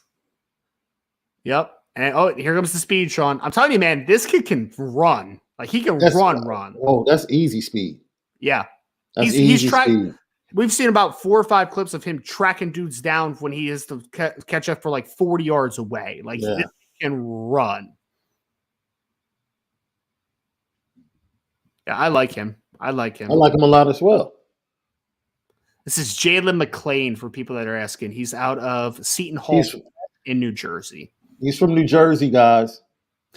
We're not showing him because Ryan's from New Jersey. We think he's a really good football player. He just happens to be from Seton Hall. Look at that speed, Sean. That was an impossible angle he just took, and he still made it there, man. I'm telling you, my guy can run, brother. Can run. Yes. Absolutely. We are totally unbiased here on Irish Breakdown. I'm never biased, man. I'm never biased. But Sean, I just said, did you give up? Did you give up the whole jerk social media thing? Oh yeah, I did because someone was a jerk to me unprompted. So I'm like, you know what? I'm just going to be a jerk for now on. I don't care anymore. I don't care. It's fine. You were doing so well. I made it 8 days. It was hard too, man. Being a jerk's way more fun. Ugh, gosh. All right, so Sean, we're going to move out though because Jalen McClain's a very talented player. We'll see if Notre Dame's able to get him on campus here this spring or summer. We don't have an update on that one. But we are going to talk a little bit about a player that I know, again, has told me already that he's planning to go up to New Jersey. I mean, up to New Jersey, up to South Bend. I'm sorry, I got New Jersey on the mind now. But he is not taking any visits until basketball season is over. And that is Mr. Ricardo Jones, who is another safety, Sean, that is out of the state of Georgia. That we've already talked about one in DeMello Jones. We're going to talk about Ricardo Jones now, who is, by the way, not just a good player on his basketball team, Sean. He averages like 18 plus a game, man. I asked him, I was like point blank, like, oh man, are you a football player playing basketball or are you a baller? He's like, man, I'm averaging like almost 20 a game. I'm like, okay, all right, I guess you're a baller then. Then. Listed at 6'2", 6'3", a little bit of a longer guy thing. And I think the thing for me, Sean, is that this kid has range on the back end, man. Like you can see, and there's different ways to create range, right? Like people think like foot speed obviously is a big thing, and it is for sure. But this kid's long. Like this is Kyle Hamilton-esque range on the back end because he just got such long strides, man. And the best part about him is that I think this is a very high upside athlete because I don't think he's incredibly like nuanced as a football player right now. I think that this is a dual sport athlete on the high school level that is able to do plays like that because he's just a better athlete than the majority of people that he is going to play against. So Ricardo Jones, high upside athlete that Notre Dame has interest in. I think he's intrigued by Notre Dame, but obviously there's a lot of things to, happen here in this recruitment because he needs to get on campus and basketball season is in full swing and he is said that he's not going to take any visits during basketball season, which I respect, man. That's where his attention is right now. You can tell by his movements that he's pretty good in the passing lanes. Yes. Defensively playing basketball. Yes. I'm just watching his feet. Yeah. Yeah, man. He changed direction pretty well for a 6'3" guy too, Sean. Like he's not good hips too. Yeah, I like. He caught that. Okay. Quick feet, good hips. I think that he changes direction well for a guy his size. So, again, a guy that I think has a strong safety we're going to say it as like a field safety body. But I think he has free safety range and ball skills, though, which makes it a really intriguing kind of complementary. Well, I don't want to say complementary, a versatile piece on the back ends. Here he is kind of playing down to the alley. Look at that closing speed, man. It's nice. Mm-hmm. He has good eyes as a safety, too. That's something that's vitally important. Yep. So and one play, when he opened up to the field and was able to return back to the boundary to break up that pass down the sidelines. And I think that he's a player that once he stops playing basketball, he's going to get a lot bigger pretty quickly as far as the weight gain. And I think that the nuance, the position, and when I say nuance, I'm talking about, his, playing in the pedal, taking proper angles, like those types of things. Because I agree, Sean. I think that he has good awareness as a football player. I think he has good eyes. But it's just the nuances of playing the safety position, the teachable things that you're going to see with a guy like him because the talent is outstanding. This is another one of those high upside guys on the board, right? Yeah. This is one of those types of dudes because once he focuses his energy on football and starts to really develop physically, this is a high upside pick, high upside kid. It's hard not to see a little bit of Kyle Hamilton in this kid, just a little bit with that body type, man. Very similar body to Kyle coming out of high school. With the safety class, you don't have the elite or two elite guys, right? But you have some guys that are like really in that same, bunched up in that same area as far as talent and upside. Yes. Are you comfortable with what the class right now, the 6 guys right now, like, okay, if we get a combination of these individuals, this is definitely a step up. Yes. Yeah, from a upside perspective. Because I think the one great thing about 2023 was you got 3 football players that I all think have pretty good floors for you, right? I mean, absolutely, like Ben Minich is going to give you a valuable valuable depth at that position at worst, right? Don Schuler is going to be valuable depth at worst, in my opinion. Brandon Hillman, I think, has a little more upside than both of the players, but I think he also brings a physical style where, he's going to fill a room if nothing else, right? I mean, does he physically stay there though? He could literally grow. That's the question. Sean, I wouldn't be surprised if he's like Rover for sure, but I would be surprised if eventually Brandon Hillman's not a will linebacker. Like, I wouldn't be totally surprised about that. Like, yeah. I've really, so I think you got a lot of floor players in the 2023 class, maybe not as high upside. Yeah. So if you go to, sorry, I was just reading a comment. I don't know what people are saying, but for me, like, I'm looking at this and I'm like, after the floor players you got in 2023 with the 3, very talented safeties, but very high floor players.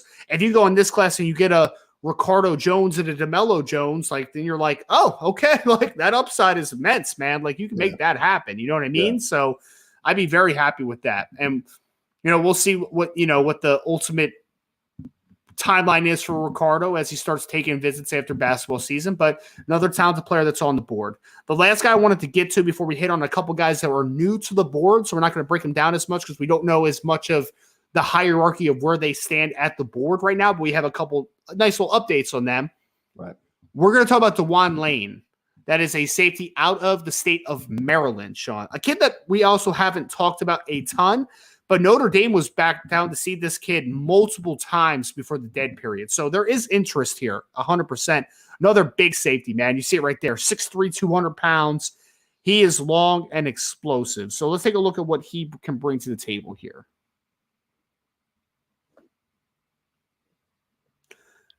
You know what's so scary about him being 6'3", 200 already? It's very scary. He could be another kid that might be a rover down the line, man, with his body type. He might be. But he's another kid, man. Oh, see that speed turn right there, though? Yeah. That's pretty dang good for a 6'3" guy, man. Pretty dang good. There's some speed and athleticism here, man. This is another one of those really rangy type of football players. Here he is playing in the slot. Coming down, interception, pick 6. Great instincts there. Man, who's the groundskeeper for these fields? These kids are playing on some pretty darn good football fields. I know that. Seriously, man. Seriously. Yeah, man. Those Maryland schools do it right, I guess. I mean, it's pretty nice. Here he is on the offensive side of the football. Another offensive, a guy that plays offense. You'll see the ball skills working down the field. Oh, he get a reverse here, Sean? Uh-oh. Get a reverse? Nice. Easy money. Easy money. Dude. Well, that area is heavy on lacrosse as well. So, true. Yeah. I'm sure, they probably have a lot better practice of keeping the fields. And we've talked a lot about this too, Sean, I know in the past, but Notre Dame needs to do a better job of securing some of these Catholic schools and some of these private schools in the state of Maryland and like the DMV area. So that is, Delaware, Virginia, that is, obviously some of the DC area, and then Maryland, of course, right? Like they need to get to the DeMatha Catholics, the St. John's, those types of schools. So DeJuan Lane's another kid that brings a lot of upside to the table, a lot of size, a lot of length, a lot of explosiveness.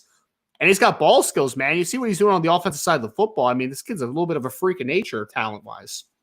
Yeah, I apologize if I offended anyone with my comments. I'm just not used to plush football fields up here on the high school level in Chicago. That's not something we do. They play on gravel. Play on gravel. Sean, I played some semi-pro football here, man, where I played against a lot of Philly schools, and I feel the pain on that, man. Like, you would get tackled, and you'd be like, did I just land on a syringe? Like, what the heck did I just land on, man? Look, when I tell you the pinnacle of high school football as far as fields is Soldier Field in Chicago, and that's probably the worst field in the NFL, that lets you know everything you need to know. That lets you know everything you need to know. That's too funny. I've gotten so much turf burn from these terrible turf fields out here in Jersey too. It's just like, come on, man. I'd rather just play on the natural grass at this point. Yeah, those playing days are behind me now, though, so it doesn't really matter. But like that's when you used to look at the schedule, like, oh man, we got to go there. Dude, I swear, Sean. So I played on a New Jersey semi-pro team, but there were several Philadelphia teams that were on the schedule, and every time we were at a Philadelphia team, I was like, oh man, seriously, I got to go back to play on that field again. Come on, man. My body Man, hasn't recovered from 4 weeks ago. Like, another kid with some speed, though, man. speed, catch up speed. Yeah. Yeah. Yeah, he's got some recovery speed. He's got that length. He's got those long strides. You can see it. But Sean, again, I really think at 6'3", 200 pounds, this this could be a rover type eventually if he lands with Notre Dame, or I it could agree. be this could be another Will linebacker. Like, this is where the game's going a little bit. Like, he has that size. And you know why I project him to that? If you go watch some of the other guys that are bigger, watch Yeah, their gait. Their gait is a little bit smoother. He yeah, runs almost as hard as Tyler Buckner does. Like, he runs hard. He's moving, but he runs hard, which leads me to believe, yeah, you put some weight on him, he probably might end up being a little bit faster at the linebacker position than keeping him on the back end. We've seen some of the guys we previously watched. They run fast, but they run smooth. It doesn't even look like they're really running hard. yeah. So I would easily be able to project him to rover / will linebacker. Yeah, man. I think he would potentially be a dynamic rover, like Yeah. really high upside rover. And honestly, that's why we didn't include, like, some people are going to ask about like Tylen Singleton. We didn't include him because Tylen's being recruited as a rover. Like, he's not being recruited as a safety rover. He's being recruited as a rover, and maybe he outgrows that position. I think Notre Dame's in a good spot with a Tylen Singleton out of Louisiana, but that's the reason that he's not in this conversation. Did I miss something, man? Yeah, see, MWJR. He see, that's what I'm saying. He still has scars from Gately Stadium. He can. What the heck is Gately Stadium? What's Gately Oh, Stadium? it is like on the south side of Chicago. It is like the stadium that every high school plays at. It's a crown in the middle of the field, right? Nice. So you're running downhill if you're running to the sidelines. It's it's the worst. It's the worst. You're playing on gravel, man. Is painted gravel. That's what you're playing Nice. on. Awesome. Green gravel. So it's comfortable, is what you're saying? It's fun to Man, play on. it's like a pillow top mattress. It's wonderful. Oh, it's fantastic. But sorry for the little bit of a tangent here at the end, folks. But again, that was DeJuan Lane. Excuse me, I said Jalen Lane because we just watched Jalen McClain a second ago. That's DeJuan Lane out of Maryland. Again, if you missed any part of this, breakdown of the safeties, we talked about Bronte Johnson, talked about DeMello Jones, Marquise Gallegos, Jalen McClain, Ricardo Jones, DeJuan Lane. Those are some of the main guys on the board for Notre Dame that we know Notre Dame likes a ton. They've also offered a couple safeties recently that I just want to hit on briefly. We're not going to watch film on these guys just because they've been offered over the last couple weeks. We just don't know where the relationship is as much long-term is with Notre Dame right now. But two players that have already scheduled visits, Sean, which would be interesting. So Kennedy Urlacher, which is out of Chandler, Arizona. Yes, he is the son of Brian Urlacher, former All-Pro Hall of Fame linebacker for the Chicago Bears. He will be visiting Notre Dame on April 15th with his father and his uncle. They'll be making their first trip to South Bend. Davis Andrews is a safety out of Fork Union High School in Utah. He will be visiting Notre Dame April 22nd for the spring game. So Davis Andrews, Kennedy Urlacher, two more talented safeties that were just offered by Notre Dame.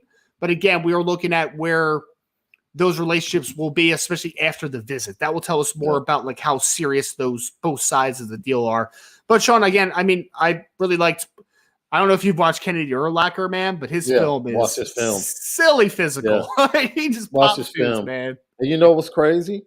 His dad started out at the same position. Yeah. Like I remember, like I aged myself when he got the offer. I'm like, yo, I remember when he was born. Like I literally remember when he was born because I remember his mom. And it was big news in Chicago because his dad was still playing for the Bears. So it was huge news that he had a son. And now, this kid is like being recruited by Notre Dame. It's like, wow, this time flies. That's But wild, man. yeah. And this is just my assumption. I don't have any backing to this. But I would think a guy like Brian Urlacher would like Notre Dame because, one, he spent a lot of time in Chicago, right? But he's also a retired NFL player. I'm sure Yeah, he values education yeah, and life after football, all that type yeah, of stuff, right? yeah. So we'll see if that I moves. would I would venture to say if I was going to bet my money, I wouldn't see Kennedy Urlacher going to a place like Alabama.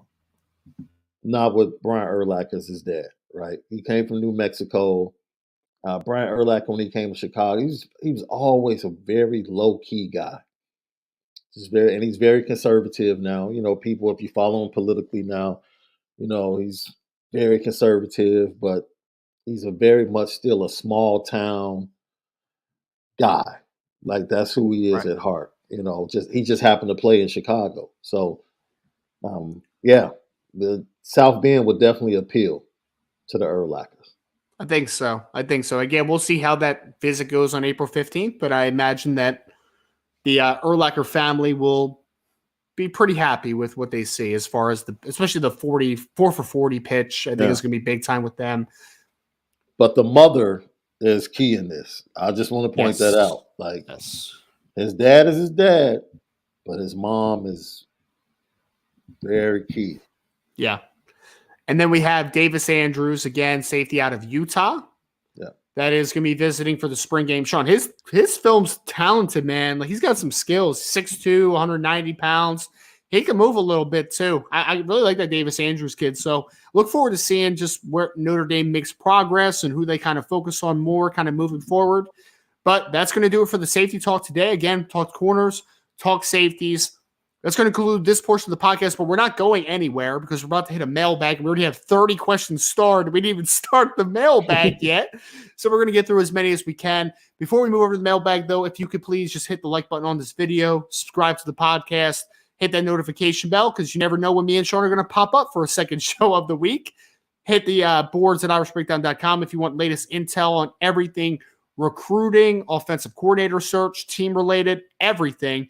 Make sure to sign up at boards.irishbreakdown.com. Of course, you can go to irishbreakdown.com for the daily content that we put out that is completely free for your all your consumption. But 5-star reviews are always very much appreciated as well on your favorite podcast platform. But thank you so much for joining this section of the Notre Dame Recruiting Hour on the Irish Breakdown Podcast.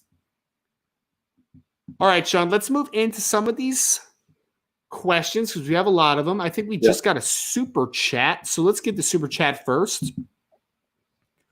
Super chat from Kiko Galante. Is that what that looks like? Oh, is that Lilo? Oh, it's Lilo. I'm sorry, Lilo.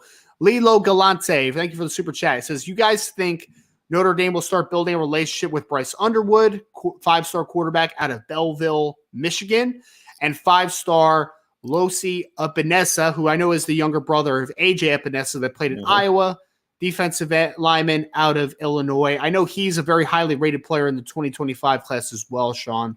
So, Lilo, I will say this about the Bryce Underwood thing. Notre Dame offered Bryce very early, right? And I think that they will definitely make a run at it. I think it's going to be a hard pull, to be completely transparent. But I think that right now, the Notre Dame, who's the future coach of the quarterbacks, right, is a little bit a very important layer to this conversation right now. So once Notre Dame figures out their offensive coordinator hire and who's going to be leading the quarterback pack, I do think that they'll start building relationships with guys like Bryce Underwood. He's not the only player in the class. I mean, there is a lot of talented 2025 quarterbacks right now. I mean, just looking at the list, Notre Dame has already offered Bryce Underwood. They've offered Ryan Montgomery, who's the younger brother of Luke Montgomery, going to Ohio State. They've also offered Antoine Hill out of the state of Georgia. So they've offered a couple of quarterbacks in the class. So I do anticipate them making, a run at Bryce Underwood. Do I think that they'll necessarily land Bryce? I wouldn't put that in a betting favorite for Notre Dame. But I think they'll do their due diligence once the quarterback and offensive coordinator positions have been filled. So, because you already have 2023 quarterbacks obviously done. 2024 quarterback, you already have CJ Carr in the class, so that's done. We'll see about what the next step is for 2025 because that's going to be the main attention of the quarterback position. Sean Epinesa, he has been offered by Notre Dame, so I don't know if they have. I can see him. If I could bet, he would be at junior day this year. He would be at the junior day. because that's how it goes. The Illinois kids, they want to see him. Whether it was like uh, Christian Bennett Core, um, Parker Starts from Mont Carmel, the linebacker. Yeah. He was there. Darian Dupree. Like anybody that's local in the Chicago area, they want to get them on campus so they can lay their eyes on them and watch them. So I would expect Los to actually be at the junior day, the Irish invasion. Yeah. So we will take a look at the younger Epinesa if he develops a relationship for Notre Dame. Again, right now does not have an offer, but we shall see if that is someone that they get on. Sean, we had a question from Salty Virginia Peanuts that just said, "How is that haircut working for you, Sean? Feeling good?" I'm a low haircut dude, and I'm kind of weird in the way that I grow my hair out normally during the summer and Okay. cut it during the winter. But I decided to go back to the norm and grow it out for the winter this time. My wife likes it. She likes me with hair, but I hate having to maintain it. I've been so used to just waking up and just grabbing a brush for about 15 seconds and being on my way. Yeah. I have to condition this stuff, and then I have to, because I don't use chemicals. So I use like, I don't know, well, Ryan, they have this thing a sponge Mm-hmm. that you put on top of your hair that gives it the curly look. Oh, nice. So you're not using all of the chemicals to curl it up and stuff. Keep it kind of natural and healthy. But you still have to be able to condition it and keep it looking nice and poofy. And it's a lot of extra work, Ryan. Sometimes one day I'm going to get tired of it and just tell my barber to cut it all off again. Cut it all. Yeah. That's what I do, man. I'm just like, cut it as short as you can, just so I don't have to mess with it. Almost like I'm not going to go like buzz cut, right? But like, I get the close fade on the side, so I don't have to mess with it as much. Like that's just my thing. So I don't know if I don't know if I'll make it to pro day. Why? Another month? I don't know, Ryan. I don't know. You know. I don't know. And I disagree. Someone said that's not a Marcus Freeman fade. I disagree. I'll put my barber up against Julio any day. I've actually told Julio this. Julio's cut my hair. So I've actually had Marcus Freeman's barber cut my hair. I told him to his face, like, yo, my barber can cut just as good as you. So. Love it. Love it. Sean, so people thought they were coming for football. They're going to leave with some grooming tips, man, which I love. It's fantastic. Man, fantastic content. Take care of your hair. Take care of your hair. I'd just like to also respond to this, where Salty just said, "I'm pretty sure you sported a mullet back in the day." I did not. No, Salty, I never did. Okay, this was the extent of no, nope. Was never partying in the back, man. Never. I saw some dude. I'm sorry. Somebody made a Coming to America reference in the chat. I'm sorry. Chat's wild, man. They get a little bit unruly when we get into the mailbag. From Domer Grizz, happy Friday, IB. Do you expect the transfer end from Ohio State to be the starter, a battle there in the spring and fall, or an even rotation? So, I mean, first of all, we're talking about Javonte Jean-Baptiste, who is the transfer defensive end from Ohio State.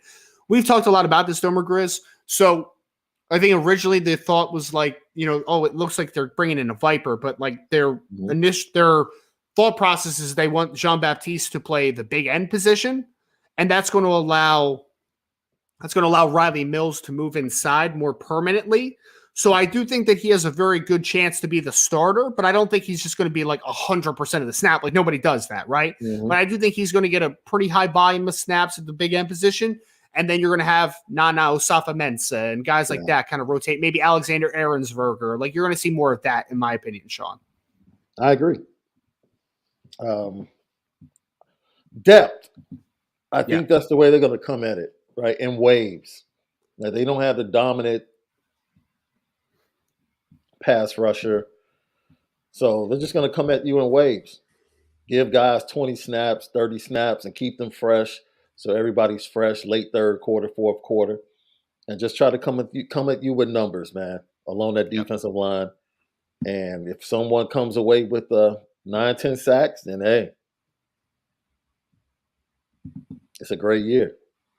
Yeah, man. They need that group to be productive, but it doesn't have to be one guy, to your point, right? I mean, like you need not guys like Nana to contribute for what they have and that type of stuff. So let's go to Michael Collins. He said, with Tommy Reese and Gus Ragland gone, who's currently working with quarterbacks? Ron Powlus Sr., speaking of which, is the floor Parker as offensive coordinator and Powlus gets back into coaching quarterbacks since he's also already on staff. Thank you. I mean, so Sean, so there's not as much hands-on stuff right now, right? So how it works in the winter where we are now is basically this is more of like the workout regimen, right? This is Matt Bayless's time. Like the coaches are obviously involved to a degree, right? But it's not like they're working their quarterback, stuff every single time, right? But they still have a good support staff around them for quarterbacks. So they'll be able to support them as they will, but it's not like we're in spring ball right now where you need a guy regimenting them through every single drill, through the process, through the reads, all that type of stuff. So Michael, it's not really as much hands-on right now. It's just more about like building your body up and getting that conditioning going and doing all of that type of stuff. So I think that, it's not really a big thing, but obviously spring's coming soon. So you need to get that ball rolling a little bit, right? Yeah. So that's kind of where we are right now. Is the floor Parker's offensive coordinator and Powlus getting back into coaching quarterbacks since he's also already on staff? Well, I would say this, man. If Jared Parker is the offensive coordinator ultimately, I think that Notre Dame will go out and find find a quarterback coach because they would still have a position open on the staff, obviously. So if you're filling the offensive coordinator position with a already pre-existing staff member, I think they're going to go out and get get a quarterback coach. I don't think the quarterback coach for Notre Dame in 2023 is currently on the staff for Notre Dame. So I think that there's going to be an outside quarterback coach coming in if Jared Parker is the guy, and maybe there's a co-offensive coordinator thing. Like we'll see what happens with that. But yeah, I don't think that it's just going to be settling on the guys that are already in the building. There's going to be an outside perspective, I think, in some regard. But great question, Michael. Thank you. We're going to go now to Brent Smith, who says the 2023 recruiting class appears to be loaded with injuries. Adon Schuler, Drake Bowen, Boubacar Traore, Rico Flores, our cornerback opposite Christian Gray. Perhaps this is why they took such a precipitous drop in the rankings. I mean, some context here, right? Adon Schuler had a shoulder injury that was pre-existing, but it didn't cost him any time during the season, right? So it wasn't like he missed a bunch of games and that caused the drop, right? Like the drop for Adon Schuler, I believe, is because he's just a little bit of an underrated football player because he's not incredibly flashy. He's just a really good football player. The Drake Bowen injury also did not cost him any time. I mean, he was Mr. Football in the state of Indiana, and he was still able to play in the All-American Bowl down in San Antonio. So it's not like he missed any time. So it didn't cost him any games, and it didn't cost him any production. Drake Bowen had his finest season by far. Boubacar Traore only played 2 football games this year. So that one, I would say, yeah, that probably has something to do with it, right? The fact that you only played a handful of games. Rico Flores, again, Brent, could it hurt him because he wasn't able to play in the last game of the season and the San Antonio All-Star game, the All-American Bowl? Could that hurt his ranking at the end of the season? It could, but Rico Flores' drop was starting while he was balling out for Folsom this year. I mean, he still had over 1,000 yards receiving in like 11 football games, whatever the heck he ended up playing, right? So I wouldn't attribute that to the drop for Rico Flores. Rico was having a great season. He missed ultimately 2 football games when we're really thinking about it. So it wasn't like he missed a bulk of the season, majority of the season. And then the last part, our cornerback opposite Christian Gray. Are we talking about Micah Bell? Because Micah Bell didn't miss any time this year. I don't know what that one means. So if you want to drop it in, Brent, in the chat on what you mean by that. But Micah was playing all season. He ran for over 1,000 yards. He started at safety for Kincaid School, and he was also down at the All-American Bowl in San Antonio. So I would say that out of all those guys, Boubacar Traore is the only guy that I would say, maybe that's a part of it. But I think there's some other factors that we've talked about a ton. But Yeah. All right, let us go now to Brandon Plesner, who has a question. Thank you, Brandon, for the question. Can Notre Dame just get one elite safety this cycle, someone like a Ty Singleton or DeMello or Ricardo Jones, then add two more solid guys like Bronte Johnson, Kingston Lopa, DeJuan Lane, Davis Andrews, Kennedy Urlacher, and or Jalen McClain? So, I mean, Brandon, trying to think of the best way to put this. So, I don't think that the staff's perception is that a couple of those guys that you have in the solid list are just solid football players. I think a couple of those guys are clear takes for Notre Dame if they wanted to come. Just kind of start the conversation.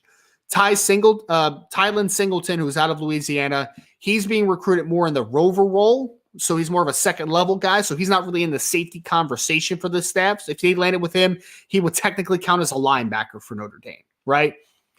I believe that if you get a DeMello Jones or a Ricardo Jones, and you get to pair that with a Bronte Johnson and somebody else on that list, yeah, that would be a great list. I mean, if you got a group of safeties this year that was DeMello Jones and then Bronte Johnson and Jalen McClain, for instance, that is a home run safety class, in my opinion. That's home run. I think that is a fantastic safety group.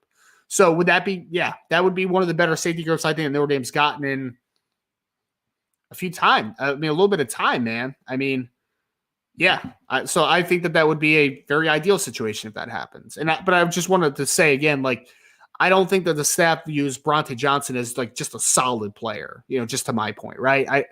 I mean, we don't know. Kingston Lopa just got offered. We'll see what that one.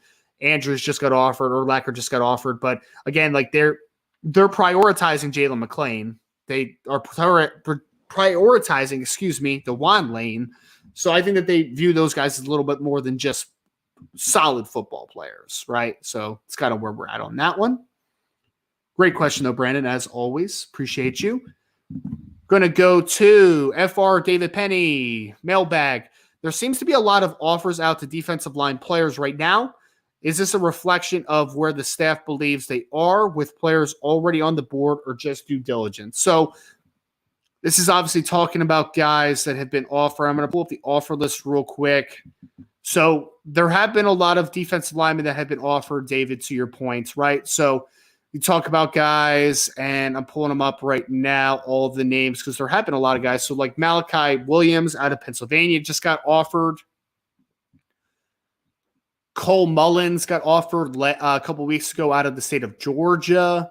You've had Kellen Lindstrom offered pretty recently out of Missouri. You've also gotten Joseph Jonah Ajanje out of Texas that was offered as well. And then they just offered Cameron Clark last night out of the state of Tennessee. So I'll put it like this, man. I'll put it like this. Do I have some worries about where Notre Dame is as far as defensive line recruiting? I do. And it mostly has to do with the lack of impact that we've seen from the defensive line coach on recruiting, right? And the misses that he had in 2023. I do think, though, and this is just my opinion, Notre Dame is in a good spot with several very good defensive linemen, in my opinion, in this class. I mean, we've talked about the Smith twins. They have a commitment from Owen Wafel. They're still in a good spot with Justin Scott. I think they're in a good spot with Bryce Young, a very good spot with Bryce Young. I think they're in a good spot with TJ Lindsey if that timeline matches up. So I don't think the expansion of the board has really anything to do with them feeling like they're missing out on guys or missing on guys. I think it's more, Sean, for me, they are adding really talented players on the board and they're doing their due diligence. I do think that, right? And I understand it again because we're talking about we have some concerns over defensive line recruiting. So my impulse would honestly be, and David, I 100% agree with this, right? Well, I think we see this eye to eye, is that my initial thought from an outside perspective would be, I have concerns about the defensive line recruiting, and they're adding a bunch of offers to the board. They must be striking out. I don't necessarily think that's true. I think they're in a good spot with several guys that could make up the class. I just think it's more that they like Malachi Williams, right? Like they think that he has really impressive film and he has upside. They like these types of guys that they're able to identify and take a look at, like Cameron Clark, for instance, right? So I think it's just more due diligence, Sean. I don't know if you agree with that, but I don't think I honestly don't think it's just wow, we're striking out on a bunch of defensive line. We got to keep adding guys to the board. I think that they're just identifying other talented players, in my opinion, right now.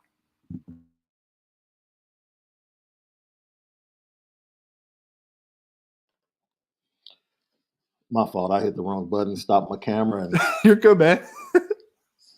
I'm glad they. I was just saying, I'm glad they identified Malachi Williams. I know that. Yeah. I like his film.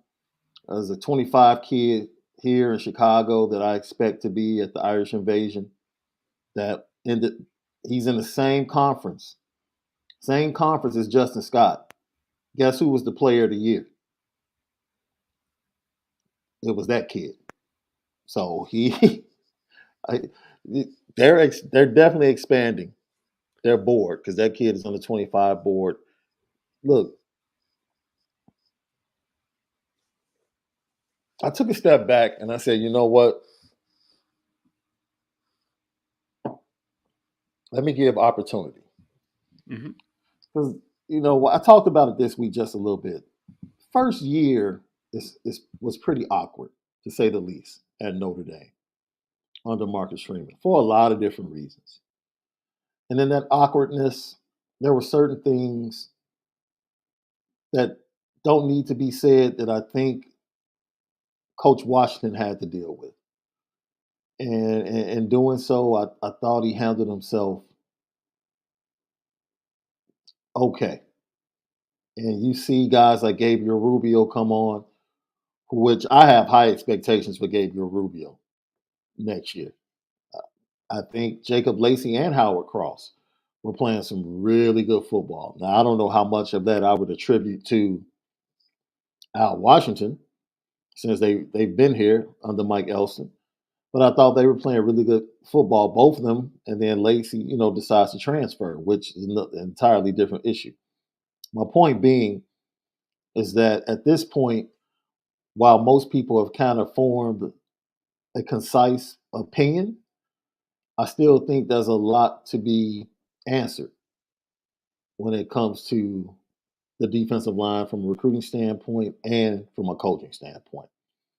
And can that be answered, or can some of those questions be answered over this spring and summer and into the fall? Absolutely. Absolutely, they can. And,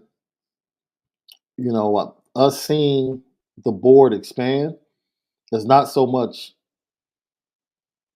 I guess some people feel like expanding the talent on the board means that they don't sit in a good place with certain guys. And like you said, I don't think that's the case at all. I don't think that's the case at all. I think it's something that it was needed in my opinion. If there's one position that needs to go after a large pool of talent, it's the defensive line, especially if you're trying to upgrade in that particular area, right? Because that position it's everyone in college football knows that you need to recruit that position at a really high level to win. Everyone knows that. And so I think they're enlarging their board to be able to do that and to combat what everyone else in the nation is doing. That's just my opinion. I think it's one of the most difficult positions to recruit, especially because the majority of the impact players come from the South at that position. They do. And that's tough being a Midwest school. Maybe you find a David Papalier, coming from the East Coast, or you get another kid coming from California, or you go and find another kid in Arizona, another area. But the majority, let's be honest, the majority of the impactful kids along the defensive line are going to come from the South, Southeast. And that's the battle. So yes, you have to go to Connecticut, to find the Smith twins. And you have to go to different areas to find guys to supplement what you're looking for. So, and this is really the first full recruiting cycle for this staff. They didn't have a full recruiting cycle for 23. Heck, they just got put together in like late February, March. This is their first from off season last year to Irish Invasion, all the way up to now is the first full cycle for them. So I'm going to judge defensive line recruiting starting now. My real scrutiny is going to start now. Are there certain things I can look at 23 and say, of course. But now this is when the real scrutiny for me starts, because I think I hear it in my head, even though you muted yourself. Front door open. Yeah. Man. But yeah, I don't think it means anything negative at all. I'm happy that he's putting in work. I'm absolutely ecstatic that Al Washington is putting in work and identifying talented players. Yep. Yeah, I mean, the Malachi Williams kid's really interesting, isn't he, Sean, out of Philly? He's a really talented player, man. He's long. He's long. With all the things you said about Philly schools, when I mentioned his name, I thought about the fact that he's from Philly. But like, you can't tell me that you watch his film and then you're mad because they added him to the board. I don't care. Even the kid that they just offered last night, Cameron Clark out of Tennessee, Sean, that kid's talented, man. Yeah. He's really talented. And I saw someone was like, his offer list isn't great. I'm like, you understand that he's gotten 16 offers since January, right? Literally, he didn't have any offers until January. Now he's got 16. I'm like, that kid's going to have like 40 offers before it's all said and done, man. It's just a little bit of a late riser. Like, we give some guys don't develop the same, man. All I know is that kid is 6'5", 225 and explosive. I'm like, sir. I could work with that. Yes, sir. With that. Absolutely. Yeah. That's right. When you project and you see a kid at that size, you project him to come off the edge at like, what, 240, 250? Like, people have seen photos of Josh Burnham, and they're like, whoa. Yes. You know? Sean, I saw him, I forget if it was at the Navy game or if it was at the Syracuse game. I saw Joshua Burnham just warming up, and I'm like, holy smokes, man. Wow, he got big in a hurry. Right. He's really filling out his frame, man. He did. So, yeah, people are starting to see it now in the winter. It's like, I saw that like 2 months ago. I'm like, oh, okay. All right, Josh. All right, kid. Yeah. Oh, that's funny. We had someone that I just wanted to hit this one real quick, Sean. Just Ryan Hennis said, isn't Hartman speaking right now? No, Ryan, he's not. So the media availability was for defensive newcomers today. It was originally going to be everybody, but with the offensive coordinator conversation that's happening right now, they wanted to leave the offensive newcomers out of that. So the defensive recruits in 2023 that are early enrollees, and then the transfer players, the Javonte Jean-Baptiste, Thomas Harper, and those guys, they'll be the ones that are available today. And that's smart. That's smart. I think it's very smart because you could send out a memo to all of the media and say, look, we're going to stay away from these questions, and they would still try to find a way to ask 100%. The questions just because that's what they do. Yep. That's what they do. 100%. 100%. So let us go now to this question from Tyler Eric. I think is how you pronounce that name. Tyler, if I'm pronouncing your name wrong, your last name, please just put in the message of pronunciation. I really appreciate that. So do you want Jeremiah Love to play enough and get redshirt this season, or do you believe he won't be here long enough for it to matter? This is a very nuanced conversation, Sean, because I would love to save the year of eligibility. I would. Right. But I don't think that Jeremiah Love is a 5-year guy. I don't. I think he's a 4-year player. Because, one, he's an incredible student. I think he's going to be one of those kids that graduates in like 3.5 years, whatever. But I think that he's a 4-year player at most. And he's a running back, right? So I feel like running backs you have to have in your back of your mind, like, are they going to stay 5 years? Probably not. That's not usually a trend that running backs take. So I would be preparing Tyler. If there was a way that I can Jeremiah Love involved in special teams as a returner, for instance, I would do it personally. Because I just don't think he's a 5-year guy, Sean. I just really don't. Oh, heck no. You have to get them involved, right? This is the interesting thing with this new. I think This is why this is a plum job, in my opinion. Like, look, there are going to be certain conversations with guys, interviews. I understand someone wanting to have continuity in their staff and trust in their staff and possibly wanting to bring people with them to Notre Dame. That's fine and dandy. And if that ends up being, a little bit of an issue for certain guys, and so be it. But at the end of the day, this is a plum job. You're walking into a situation where you might not have Michael Mayer, but you have a lot of diversity in the weapons that you do have in the backfield, at tight end, and also at wide receiver. One thing you won't have to teach is run blocking at every position. So that's been a focus. Period. The wide receivers can block. If there's one thing the wide receivers can do, they can block. That has always been a focus for wide receivers at Notre Dame. Now, I think especially with the new class of wide receivers coming in, there's so many diverse things you can do with this wide receiver room. Absolutely. Yeah. And one of the things going back and watching the games from last year, which is something we've done on Lucky Lefty podcast to project to 2023, they really believe in Lorenzo Styles, bro. I think so too. Yeah. I was kind of like, man, like he got that many targets versus Marshall. He got that many targets versus Kyle. And it's like, even when he was struggling, they kept trying to get him going because they believe he needs to be able to play at a high level for the offense to be successful. And so when you see that they have that belief, it gives you confidence in 2023, especially with the quarterback position being elevated, to have good vibes, not only with him, but the rest of the wide receivers. So Jeremiah Love, it should be easy to get him into the game. He's a talented player. And if you're a smart individual as an offensive coordinator, you'll find a way. I don't care if it's 10 snaps a game. Yeah. You'll find a way. And injuries are going to happen at some point. You'll find a way. That's simple. Find a way. Yeah. That's your job.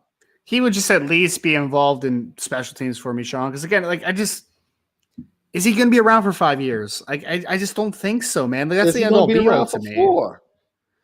I mean, it depends if when he starts getting a workload. You're not wrong. I mean, could he be a kid that as a sophomore explodes because 2 running backs are gone and then he's the guy or he's one of the top 2 guys? Like, it's possible. It is possible. You're right. Well, an example, right? We expect that it is a plausible expectation that both running backs could be in the draft next year. It's possible. It is possible. Right? And one didn't even play his freshman year. It's wild. And the other one played due to injury. Well, it was probably a mistake that Audric Esme didn't play a little bit as a freshman, though. Well, he played 12 games because he played special teams, though, right? But I mean, like, as a ball carrier, that he didn't play more. And I think that's more about the trend of the position as it relates to the NFL. I think Kyron Williams showed you, look, I've already had a heavy workload at Notre Dame. I don't want to put any, because when I get to the NFL, I don't know what my exit number for workload is for things start to decline, but I want to make sure I get there quicker, so I can have more time. And it's the same thing. I think both running backs this year will look at it the same way. And they have Dylan McCullough there, who's going to be very honest with them about that very thing. Like, he played the position. He's coached the position. Like, he's been on the NFL level. Yeah, absolutely. Like, what else do you guys have to prove on this level? Sure. What? Like, go do your thing. Save the tread on the tires. Like, especially because they're both bigger backs too, right? So, like, tread matters for bigger guys, especially because those guys are the ones that usually break down a little quicker. So, it's a good point. Great question, though, Tyler. Moving on to Anthony Solomon. He says, do you think adding Justin Scott, of course, as a defensive tackle out of St. Ignatius in Chicago, Illinois, on defense could have the same effect as landing CJ on the offense in regard to adding top-tier players? Could he be the gatekeeper for adding some top defensive talent? Yeah, I think so, Anthony. Is it the same as CJ Carr, though? I would say probably not. Just because, 5-star quarterback, Sean, right? Like, that's a magnitude that really can't even be. Hits totally different. It hits totally different. So I mean, but does Justin Scott being in the class ignite excitement for some defensive recruits? Yeah. 1,000,000,000%. Yeah. Like Yeah. there's no doubt about that. Yeah. But is it the same as a 5-star quarterback? No, it's not. It's not. Yeah. So will he help? 100% if he picks Notre Dame. 100%. Will it be as big as CJ Carr? No, I don't think so. Not quite to that magnitude because CJ's a quarterback at the end of the day. All right. We had a question here from Michael Johnson who said, which of the offensive coordinator candidates has a better track record in development of quarterbacks, and which offensive coordinator talent has a better offensive strategy of getting the backs and receivers more touches? So, Sean, quarterback development, is there a guy that you look at and say, that's my guy as far as who would develop best? Moorhead. Yeah, Moorhead, if he's a serious candidate, I think that Joe Moorhead's a good one. Yeah. Joe Moorhead would be one. Yep. I'm very intrigued the more, because I had to do my research, but the more, and I don't know how real the Lewis connection is, but with him being a Chicago guy, and I started reaching out and I'm like hearing a lot of really good things about him as far as his development. Look, I know as far as quarterback development, Colin Klein and what was reported this morning, what he did with the two quarterbacks he had this year. Fantastic. And Andy Ludwig. I think Cam Rising, I would say Cam Rising isn't exactly Cam Rising might be on the same level as like Ian Book. Like maybe even because they both do the same thing. Like the smallish guys, he's a little bit stockier than Ian Book. But man, if you go down the list of quarterbacks that Andy Ludwig has had, maybe. I mean, Sean, because I think it's so the thing about Andy Ludwig and Sean Lewis, to your point, is that they've developed quarterbacks, but they haven't had the most talent at quarterback, right? But like they've gotten the most out of the talent. Tyler Huntley, out of Cameron Rising, if you're looking at the Utah perspective. I mean, even what was the quarterback from Wisconsin's name that Ludwig had? The tall kid. Is it Stocco? Joel Stave. Stave. Yeah. Not very good, man. I mean, but like he had some production under Ludwig, though, where it was like, oh, okay, that's not too bad. Sean Lewis got a lot out of Dustin Crum over the last couple of years. A lot out of him. Yeah. So I think they've taken not incredibly talented quarterbacks and made them better, 100%, right? Yeah. I think Moorhead's done a little bit of that too. But like as far as guys that are like serious candidates, potentially, I mean, we're still working through a few names, obviously. I think Ludwig has done a really good job in that department. I think that Sean Lewis has done some good stuff with limited talent that he's had at the quarterback position. Yeah. For the second part of that, and which offensive coordinators has a better offensive strategy of getting the backs and receivers more touches? I would say for me, depends which type of wide receiver I'm trying to get the football, right? Sean Lewis has done a great job of getting outside receivers the football. I mean, I think about Dante Cephas. I think about the Walker kid that transferred to North Carolina. But one player that Andy Ludwig did really well at wide receiver over the last couple of years is Britton Covey. That's now on the Philadelphia Eagles, who was a slot receiver, right? Mm-hmm. He is much better with working the inside passing game, right? With the tight ends, with the slot receivers. Sean Lewis is more of a spread quarterback. So he's trying to spread coach, excuse me. So he's trying to get the ball to the perimeter a lot more. Yeah. For backs, I think both of them get a lot out of backs. I mean, Utah has done a lot of good work with some very average backs, in my opinion. Kent State has been a team that has run the football at a high clip over the last couple of years with some marginal talent in the backfield. So I think both of those guys honestly have done a pretty good job of getting the most out of the players they have to work with, in my opinion. You know what it says to me? And this is one thing that you didn't know. I think Ryan put up an article on IB yesterday talking about this. Because we wondered, like, what are going to be the top things that Marcus Freeman is going to be looking for in the next candidate? And I think immediately you think about 2024 and beyond. Like, I don't even think the interview process is about 2023. It is, but it's really not, right? Because if quarterback development is important, that's not about Sam Hartman. That's about Tyler. That's about Kenny Minchie, and that's about C.J. Carr. Like, look, we feel like we have a quarterback already. He's good. Like, get him acclimated, get him ready to go in the system. But it's the other guys. Like, we need a guy that's able to develop the incoming and what we have. And so I think that's at the top of the list. I think Brian did a great job of putting that in the article yesterday that he posted on IB. And it told me a lot about, okay, now I get a sense of a direction of how Marcus Freeman is really approaching this hire. Because it's not about just this year. This is about a 5-year, like, what's your plan over the next 5 years? Because that's what you hear, like, in any type of interview. Like, how do you see yourself in this position over the next 2 to 3 years? I think that's something he wants, somebody that wants to be there, have some stability, at least for the next 2 years. And he wants somebody that can develop quarterbacks.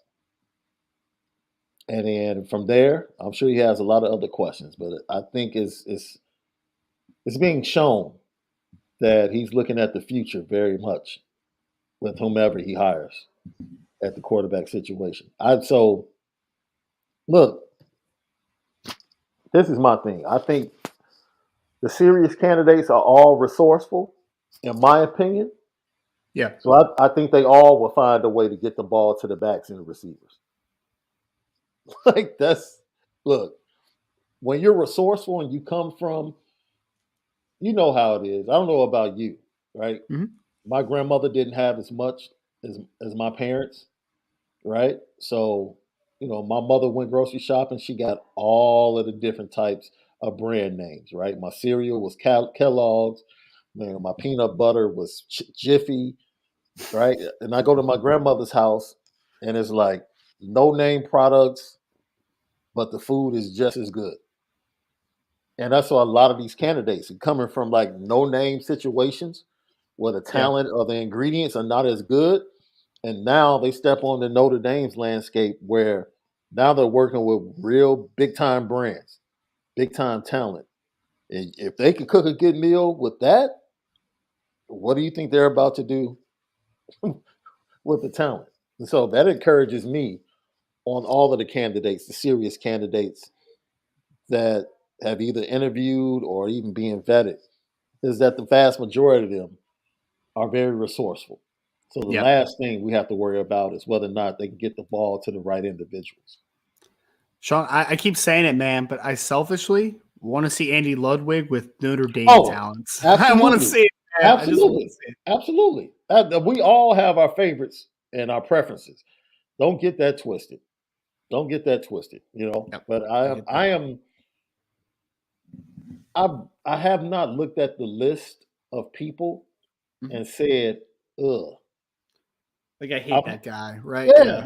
I might have looked at someone and said, well, I'm okay with that. I don't love it, but I'm okay.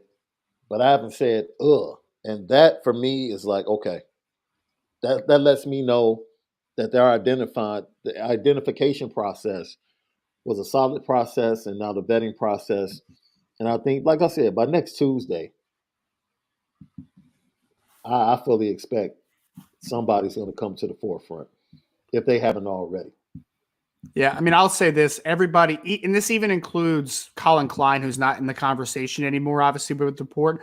I really haven't seen a name that I haven't been like kind of juiced a little bit about, right, Sean? I mean, we've talked about the Sean Lewis stuff, and it's like, is he a great fit with what Notre Dame wants to do offensively? I think we can have a conversation, but like, he's still a really smart dude, though, and he's still a good offensive guy. Like, it's not like it's not like he's a bad offensive coordinator. You know what I mean? Like, you know why Sean Lewis immediately intrigued me to do what he's doing.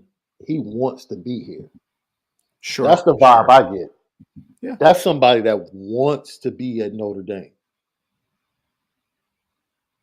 He wants to be at Notre Dame. He grew up knowing what Notre Dame is in the Chicagoland area. Like, there's no questions with him. He wants to be there, right? I don't think if everything else fits, I don't think you'll get a situation where, he says, no, I think I'm gonna go back to where I am. Yeah. So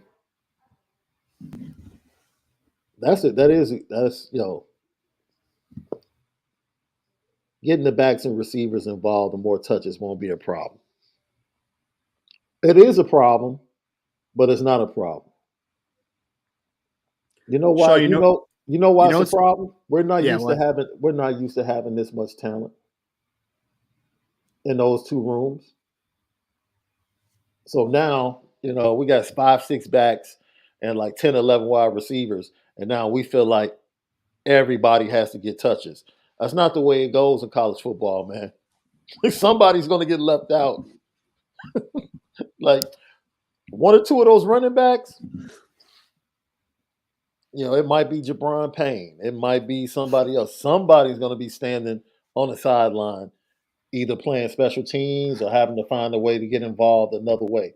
Like, that's just the way it is, man. Sean, we talked about that, man. There is a possibility that in 2023, your sixth string running back or fifth and sixth string running backs are Jeremiah Love and Jabron Payne. That's bananas.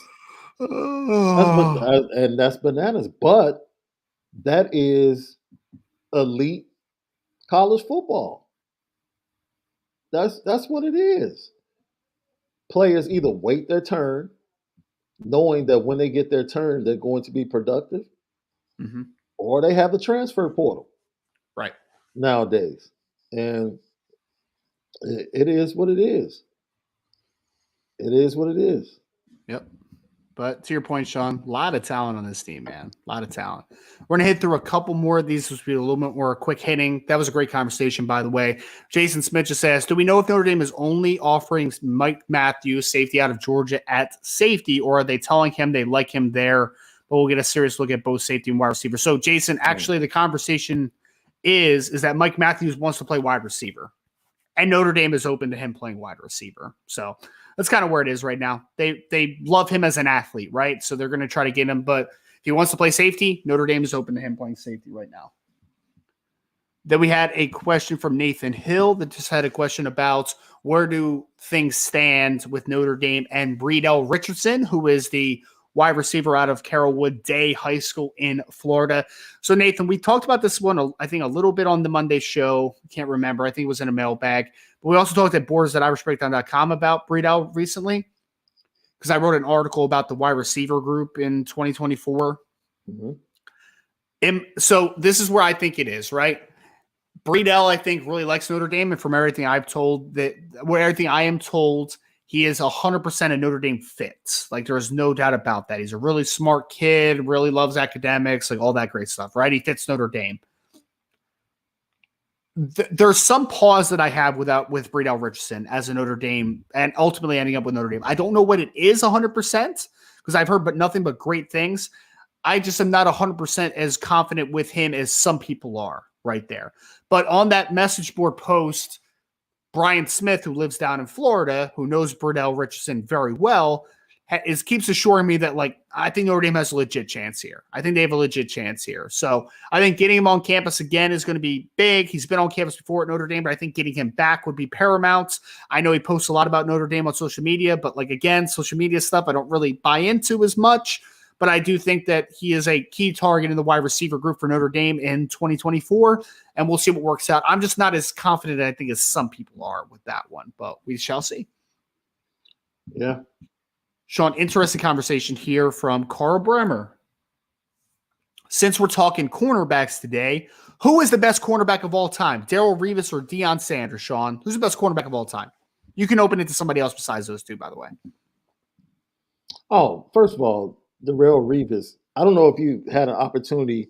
I did. The Hall of Fame video? Talk about the Hall of Fame video? No. Okay. Chad Johnson sat down with Shannon Sharp, and he talked about that run, I forget the year it was, but it was this run of like 7 straight weeks where Darrelle Revis faced like the top wide receivers in the NFL and basically shut all of them down.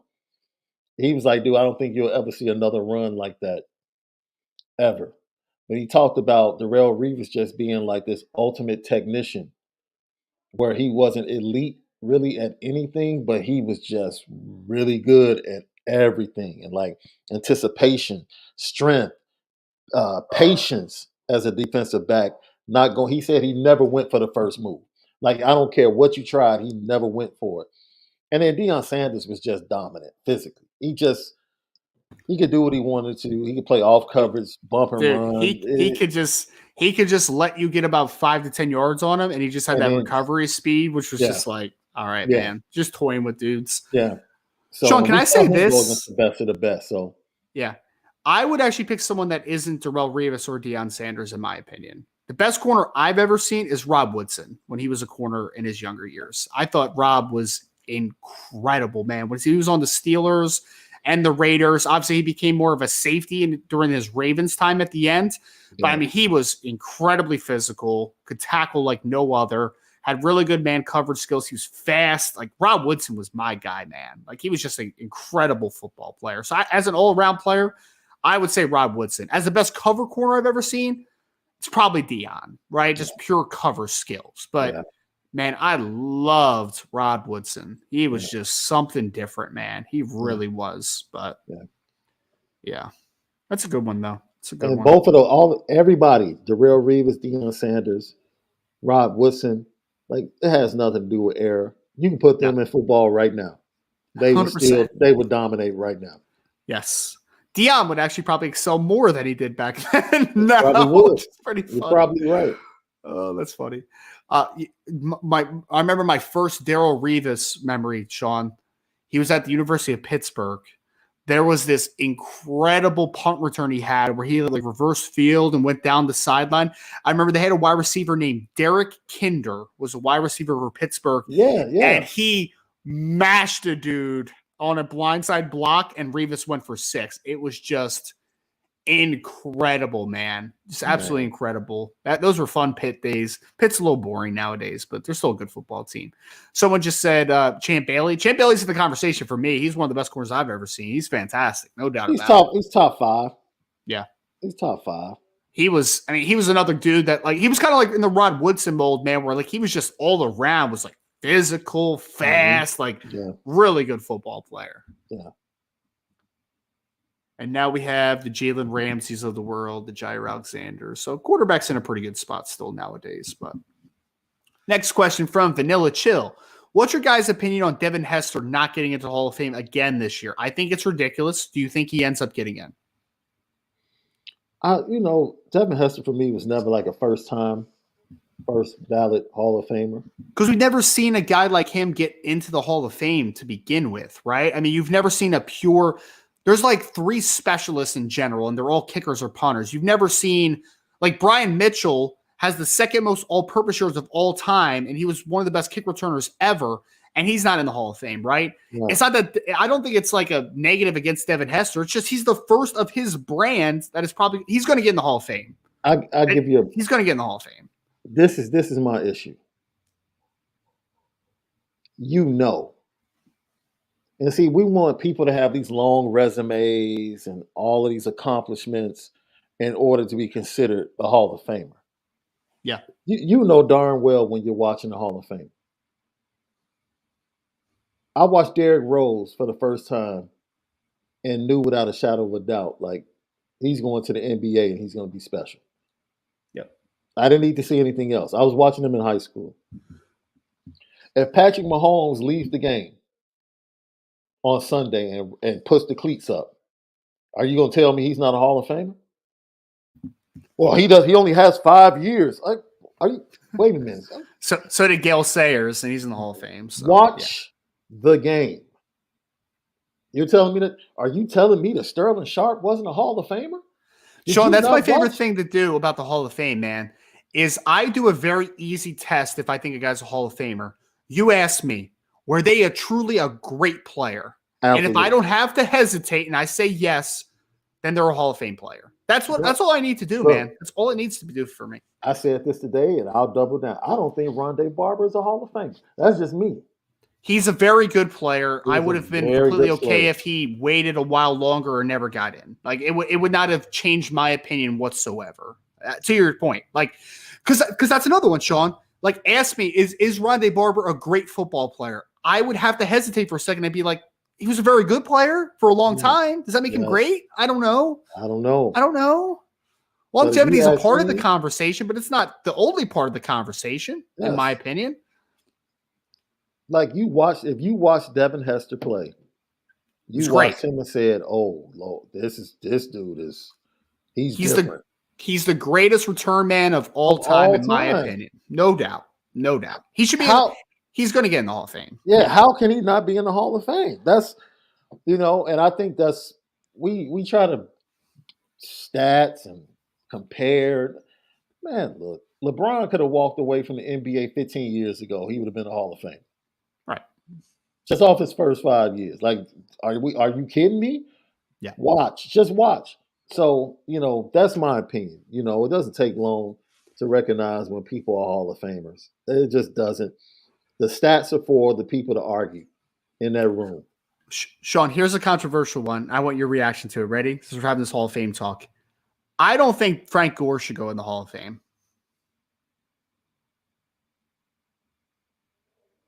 It would be, if he does make it, it would be like a lifetime achievement type, longevity type.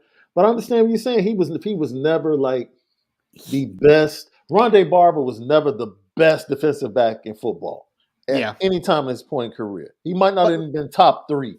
And Frank Gore was. He was a good to very good player for many years. Yes. But if you ask me though, was Frank Gore ever a great football player? I would say no. I don't think he's a great football player. I think he's a very good football player.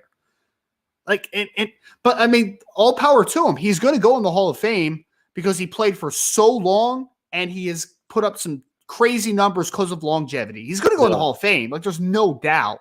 Yeah. But for me, would I vote for Frank Gore, especially to be a first ballot Hall of Famer? Absolutely not. Absolutely not. Absolutely not. I wouldn't. And it's no disrespect. Frank was a very good football player, but I'm one of those purists that wants the Hall of Fame to be. I want that to be just for great football players, right? Just great football players. But then I hate the conversation of people that say, "Oh, but they put this guy in, so you got to put that guy in." No, I don't have to repeat that guy's past mistakes. I don't have to do that. You're wrong. Yeah. I don't have to vote for that guy just because they put in someone that didn't deserve to be in. Yeah. I don't have to do that. I don't have to do that. I don't. It's like either a dude is or he's not. And if you can't see it, then you go ahead and use the numbers. I guess that's what you have to go by.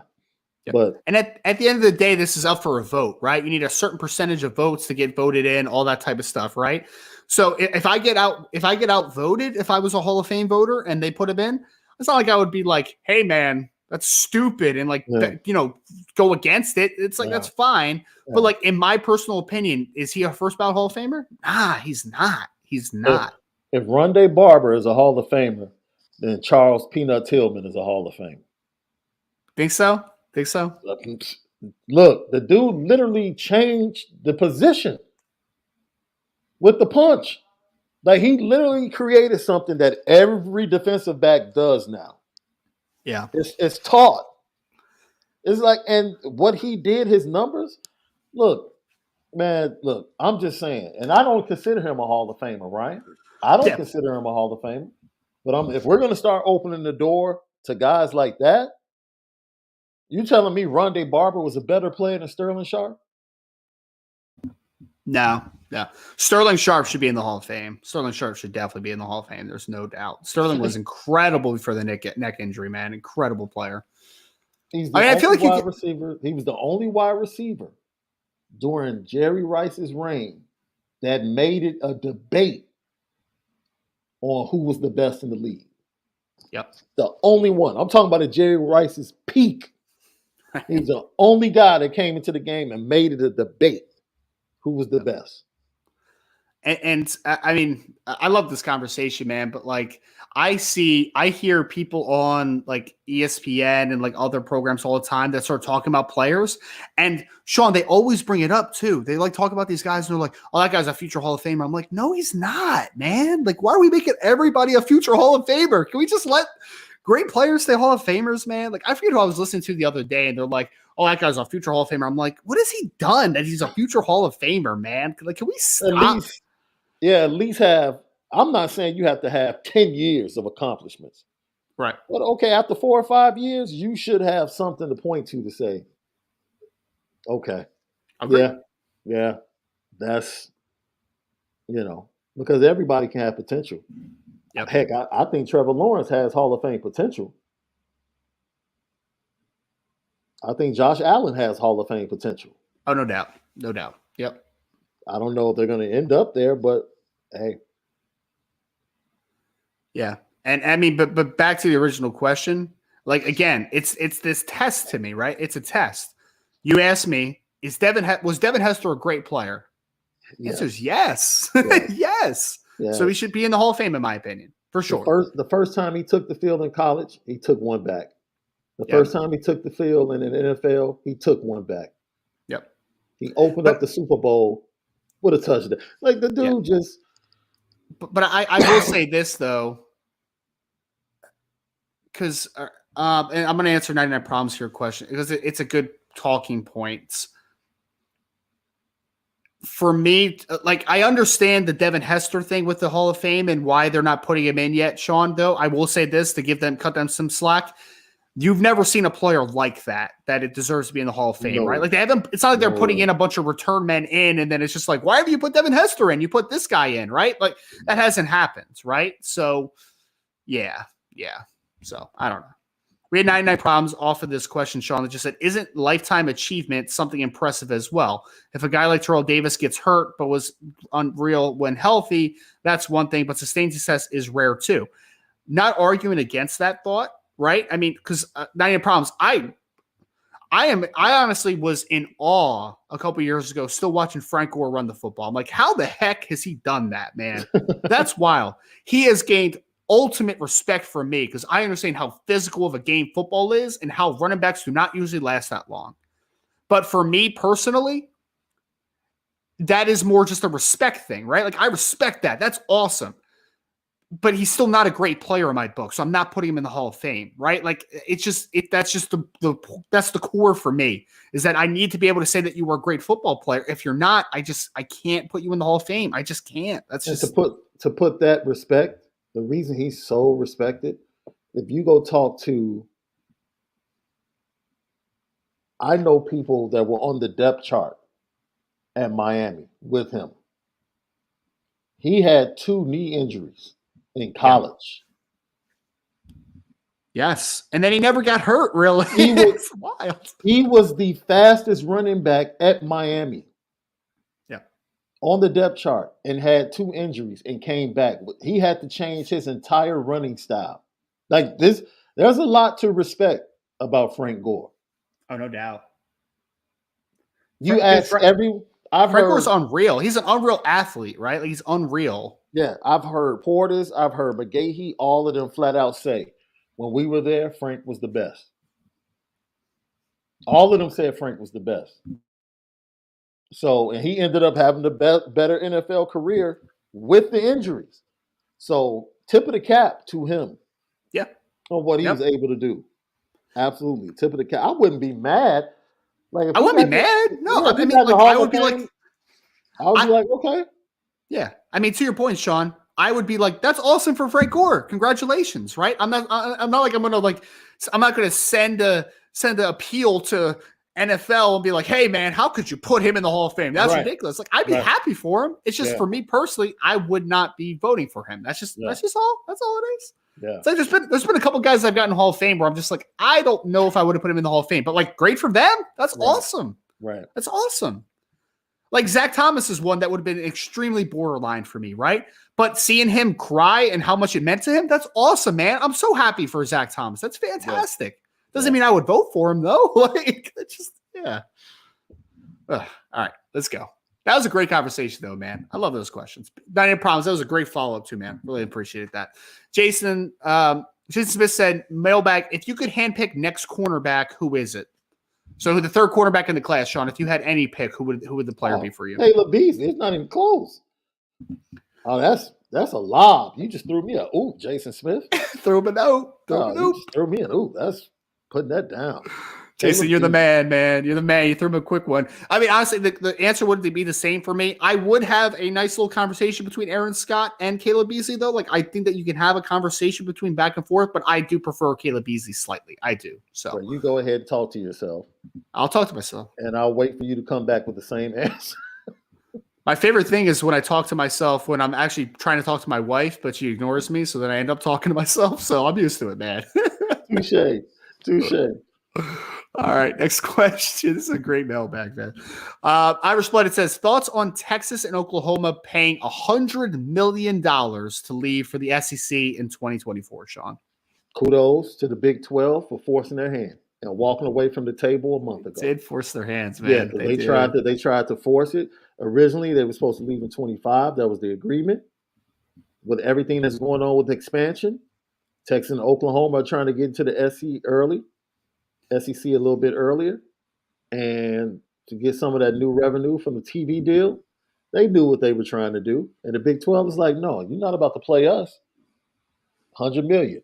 They were trying to get away. I think originally they were trying to pay $60 million. Good for the Big 12 for standing up to them. Like, if you want to leave that bad, cut the check. $100 million is a lot to get your butt kicked, man. That's all I have to say about it. You want to leave? I mean, you got the Longhorn Network. You can pay it.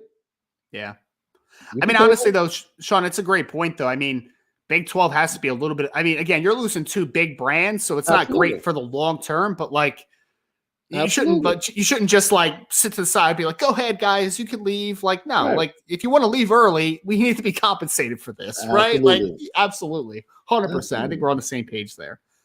But, again, $100 million is a big paycheck to pay to get your ass beat a little bit in the SEC next year, but we'll see.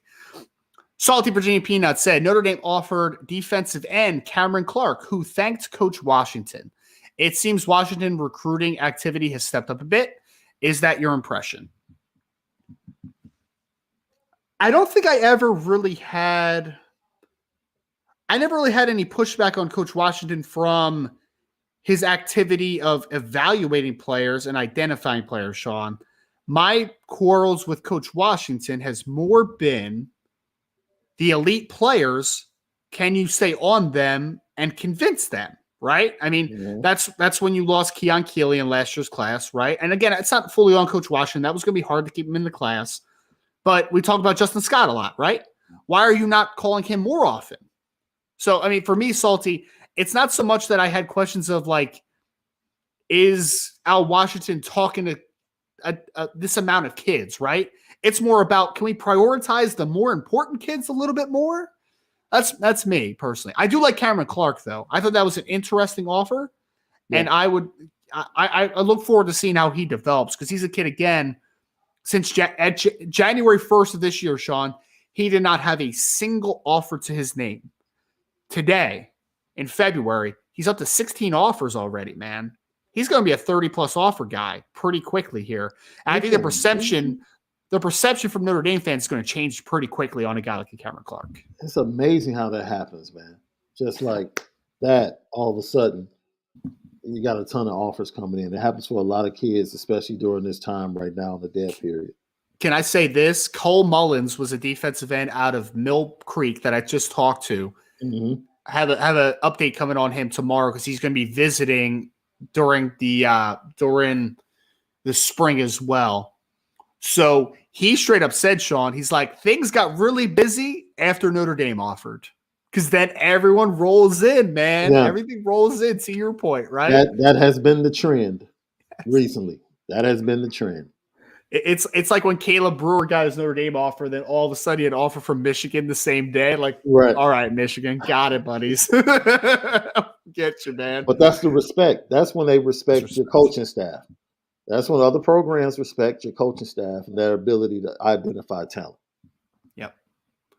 We had another question from Salty Virginia Peanuts, who said, any update on Peyton Pierce? Of course, that's the linebacker of Lovejoy, Texas. Brian's confidence is down with Laurinaitis going to Ohio State. Salty, my confidence isn't necessarily down. This is a wait and see one for me. It is a little bit. Because was James Laurinaitis vital for Peyton Pierce and Notre Dame getting into a good position with him? Yes, it was. But also, I think that the big key was that there was other members of the staff. I mean, he mentioned Marcus Freeman a lot in my interview with him, right? Because he's another linebacker developer. He mentioned Al Golden in that interview as well. Although I would like Al Golden's name be mentioned a little bit sooner in that interview. I still think Notre Dame has some resources to be very attractive to Peyton Pierce. So this is a wait and see one for me as well, a little bit. I still think Notre Dame's the leader. Will that change? We'll see. But I'm not as much quick to jump to like panic mode on Peyton Pierce personally. That's just where I am. All right. We had another question from Paul Carney. Just want to hit this one real quick. Paul, I would say, because Paul asked, was Colin Klein offered the offensive coordinator position? Of course, the news came out that Colin Klein is no longer in the running for the offensive coordinator position at the University of Notre Dame. I would say, Paul, if you're not signed up at boards.irishbreakdown.com, you should go, because we had an update on this very early this morning after that report came out. Colin Klein was not offered the job at Notre Dame. He was in the running. He had been interviewed a couple of times. He was talking to the staff, obviously, but both sides determined that it just wasn't the right fit, ultimately for that position. So the two kind of moved on, right? But no, he was not ever offered the job. He did not turn the offer down because the offer never came. But great question. We had Anthony Solomon. Any update if Clarence Lewis will be moved to safety, especially since Schuler is out for a while? I mean, honestly, Anthony, we won't hear anything until right around spring practice starts. I mean, because that's when it really matters most. Sean, I don't think we've ever talked about this, though, man, because I know Brian's fully on board with it. I know I like the idea of it, too. Are you in favor of Clarence Lewis potentially moving to safety if that is a decision that they make? As long as he is the one that kind of comes to the staff and say, look, this is something I want to do. Now, in this last year, I don't want him to do anything grudgingly. Like, no. And I'm pretty comfortable with Xavier Watts and Ramon Henderson. I'm comfortable because I think Xavier Watts can play. Yeah, it's not like if you moved him back there, it would give you the ability to put Ramon Henderson possibly in a rover situation in certain big spots. Nickel type of thing. Nickel, get him closer to the line of scrimmage. That's his strength. And then put Clarence Lewis in coverage. So you can have Clarence Lewis play safety without moving to safety. Schematically. Right? Yeah. You get into certain situations. You have Thomas Harper. You put him in the slot, move Ramon Henderson down, and then have Clarence play. Tariq Bracy against North Carolina played safety in a couple of situations. He gave up a touchdown in one situation, but he played in a certain formations or certain call. So could they use him in that position in a certain way without him actually moving to safety? Possibly, but I don't, if he wants to play defensive back, then let him, as long as he knows, like, hey, if these guys are better, they're going to play. Like, what I don't want is I don't want him to get to the season and all of a sudden Christian Gray is getting a lot of snaps. And it's like,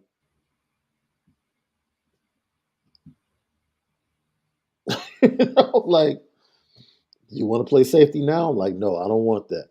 Either he's going to be a defensive back or he's going to recognize it might be better for me on the next level to go ahead and explore being able to be a hybrid and possibly do both things. Yeah. I should have pulled this one up earlier, Sean, but I missed it. Not any problem said, if Caleb Beasley is more college ready than Aaron Scott, that was something that I said. Which of the two has the higher ceiling and better tools, speed, change of direction, length, etc.? So I guess, Sean, for me personally, and I'd love to hear your insight on this too, I think that Caleb Beasley is more ready to play just mostly because I think physically he's more mature, right? Like he's 180 something pounds. Yeah. He'll be like 190 by the time he gets to whatever school he ends up picking.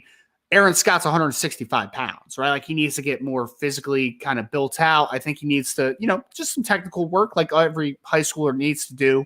But I would say personally, I don't know if you agree with this. I think Aaron Scott might actually have a little bit of a higher ceiling, slightly higher. But I think that Caleb Beasley's floor is like substantially higher right now, in my opinion.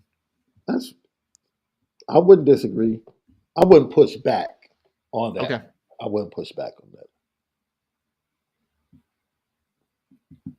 Well, so let's go one by one here, Sean. Aaron Scott versus Caleb Beasley. Who wins the speed conversation for you? For me, it's Aaron Scott. Yeah. Aaron Scott. Change of direction? I think it's kind of even. I don't know. Even. Yeah. Length. I would give strength to Caleb Beasley. Yes. Length and strength, I would give to Caleb Beasley. Yeah. So I think that I think for me, like Caleb's a little more of a twitchy short area guy, and Scott's more of a glider, though. Like he's fast, man. Like he can turn and run. Yeah. So Caleb Beasley to me he's just going to make plays. Yeah. I think it's easy to see that he's going to make plays on the next level. Aaron Scott is just extremely athletic, big upside, and Caleb's just day one, walks on the field. Caleb, good football player. Yeah. Caleb walks on the field with other great players, and you readily recognize that he is a dude. That's a good way to put it. That's, and that's, I don't know if you call that it factor or whatever. It's like he's able to raise his level in the biggest moments. So I think that will come through in his play. Yeah, but I ultimately don't think there's really a wrong answer to the upside conversation. Both those guys are very talented. Yeah. We have from Brandon Plesner who said, Ryan, thoughts on Tyrion Nichols from Ohio as well? Not necessarily in the same league as Scott, Mitchell, and Beasley, but curious your thoughts. Brandon, for me, I liked Nichols. I think that he has some good short area stuff. I think he's a pretty good all-around athlete. I just don't think he has incredible size and strength profile, and I just don't think he's like this elite athlete, right? Like I just think he's a good player, man. He's a good player who's going to end up at a good school. I don't think he's quite Notre Dame to me personally. I just don't. Like I think of him as what was the safety last year that Notre Dame looked at for a little bit? Jair Hill, right? Sean was the Illinois kid. Oh, hey, was the safety? I can be honest. Me personally, yeah, I think that was a big mistake. Yo, that kid. He's gonna be a player at Michigan. He ended up in Michigan, right? Yeah. I'll leave it at that. He's gonna be a player at Michigan. All right, well, he's gonna be a player at Michigan. Sean's going to bat for him, man. That's all I'm saying. That's all I'm saying. All right, maybe it wasn't the best example on my part then. Since no, I don't think he. And I'm not sitting up here saying he's better than Adon Schuler or anything like that. Like that dude has like Aaron Scott speed. Really? Think he's that fast? Yeah. Huh. Yeah. Interesting. Yeah. I got a chance to check out the track meet his senior year. And I'm like, okay. Okay. I'm like, okay. Okay. Because I remember talking to him and he was like, yeah, I just don't talk. But man, I really don't talk to Notre Dame as much anymore. Yeah. I was like, they just kind of faded on him. And Michigan kind of came in and at the last minute and really jumped on him. Yeah. To that point, it was pretty much like, oh, he's going to Illinois. That's what I thought. He's going to go to Illinois. And Michigan came in at the last minute. But yeah, he surged like late in the season and then into his track season. Nice. Well, hopefully he ends up being a good player. Maybe I'm underrating him a little bit. We had a question here, Sean. We only have a few questions left. Nathan Milton, formerly of Milton fan, said between Chicago, Arizona, Texas, Missouri, Maryland, Which does Notre Dame need to do better in, and which would benefit Notre Dame the most? Sean, I think we should make a hierarchy list here, right? Mm-hmm. So let's go what's most important to the least important in that list, if we can. For me, if I'm starting at the top, we and agree then you give me Texas your is top. Texas is number one, right? Texas is number one for me as well. Yeah. I agree with you about Maryland. I think Maryland's number 2. Yeah, I agree with you about Maryland. It's untapped talent pool, and Notre Dame needs to do better in it, in my opinion. St. Louis would be right there for me. Yeah. St. Louis and Chicago would be on the same. For me, St. Louis, Chicago, it's very similar to me. I think that's a good one because I think they need to get into Arizona more, but it's just like those other ones are a little more paramount, right? Like I would even put it like this, Sean, like Missouri, sure, but St. Louis, right? Like St. Louis and Chicago, like those two, like you need to lock those down, especially Chicago. Like, I mean, I was talking to Tom Lemming like a few weeks ago, man, and like we were just kind of talking about it. Notre Dame should never lose a player from Chicago that they like. Ever. Should never lose a Chicago kid. Thank you, Tom. Thank you, Tom Lemming. Thank you. And if you don't like a kid, that's fine. But like Justin Scott, like we'll just always use Justin Scott as an example. Should get Justin Scott 10 out of 10 times if that's the guy you want, 100% of the time. Yeah. Thank you. You can go down the list. Justin Scott, Nate Marshall, Darian Dupree, Lightfoot, like whoever. Like if you want them, it shouldn't even be close. Yeah. It should be close. We had a question from Salty Virginia Peanuts said, how much interest does Notre Dame have in Bryce West? They had interest a lot in Bryce West, Salty. It's just they're just not going to get Bryce West. I mean, that's just kind of where it comes down to. Bryce West just isn't interested enough in Notre Dame to get him out of Buckeye country. Like that's just kind of where it is. So they did their best, man. They tried to pitch it. You know, they tried to get in with him, but I just don't think that it was received well enough by Bryce. So it's kind of where it is. Yeah, someone in the chat said Justin Scott is Illinois, right? No, Justin Scott is Chicago. It's Chicago, and then it's the rest of the state of Illinois. Like Chicago's his own state, the Chicagoland area. Just let it. It's Chicago and the surrounding areas, and then it's the state of Illinois. Man, you're like a Jersey guy because like I'm like there's South Jersey and there's North Jersey. There's no Central Jersey. It is. Thank you. Yeah, that's all it is. Yep, that's all it is. So Justin Scott, it's so different, you know. It's just Justin so Scott different. Is Chicago. He's Chicago. Illinois can't claim him, just Chicago. Yes, okay. And then like East St. Louis is in Illinois, but East St. Louis is basically St. Louis. Sure. It's the St. Louis talent area. That always confused me, by the way, that it's called East St. Louis. It always confused me. But yeah. It's like you're right, East St. Louis, but then you have to write Illinois at the end. It's just like that's weird. That's weird. It's literally across the bridge. Like this is the easiest question of the day. Tyler Binge said Taylor ham or pork roll. It's pork roll. It's not Taylor ham. Taylor ham's not a thing. That's the North Jersey folks, man. Go ask some New Yorkers about Taylor ham. You'll get that response. But pork roll is what it is in Jersey, and the real part of Jersey, not New York, Jersey. All right, next question. 99 Problems with BK1 says, Bronte Johnson, you said as long as both sides are comfortable, do you know if that's the case or still being figured out? Seems like they need to at least know comfort level by now. Yeah, 99 Problems. I think I mentioned this a little bit earlier, but I think both sides are very comfortable where they are at the moment. Yeah, for sure. So, just have to hold the end of the bargain and do all that type of stuff. But I think that, yes, I think the fit makes total sense as of now for that marriage, if that did happen. All right, we have a next question from Robert Bishop, who said, off topic, but did you guys see that OU and Texas will leave for the SEC at the end of this upcoming season? I predicted both teams will struggle for a while. We've talked about this a little bit, Sean, but do you think that both teams are going to be in trouble, I guess, initially with that move to the SEC? I will say this. They both have the quarterback situation recruited well going into the conference. Sure. I'll take but slightly, not even slightly. I'll take that back because Jackson Arnold, I hear a lot of different things. A lot of people say, oh my God, Jackson Arnold was absolutely incredible. And then I hear people say, might be a little bit overrated. He's a bit overrated. He's a good player though, but he's a little overrated. And then see, some people might feel Arch Manning is overrated, but I can he's a guarantee little you overrated this. as well. Oh, that's okay, but I guarantee you one thing about Arch Manning. Yeah, he's going to know how to play the position.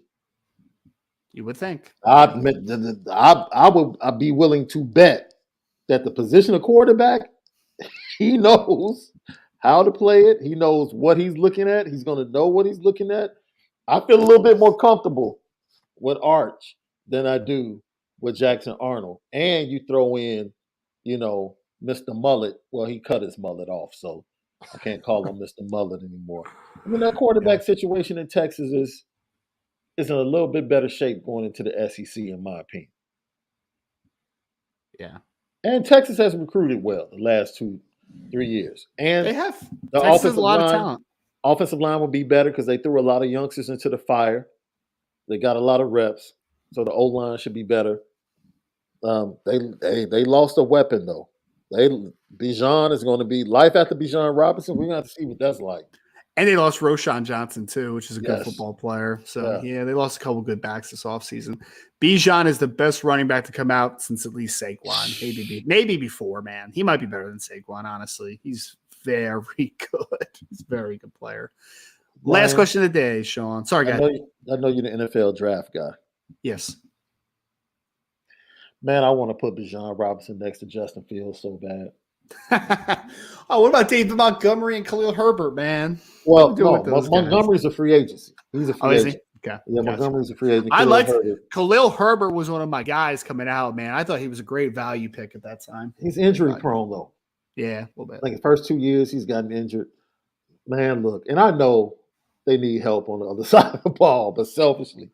I was going to say, can Bijan play linebacker? Can he play? Probably could. He probably could. I'm thinking like trade back and then trade back again and pick up another first round pick and then get you 2 defenders and get Bijan somewhere up in there. Like, it's not the worst guy. It's not the worst idea. He's going to be a difference maker early on, in my opinion. Yeah. He's fantastic, man. He is fantastic. Again, might be the best running back. He might be better than Saquon coming out of Penn State. He might be. It's a conversation. Could be.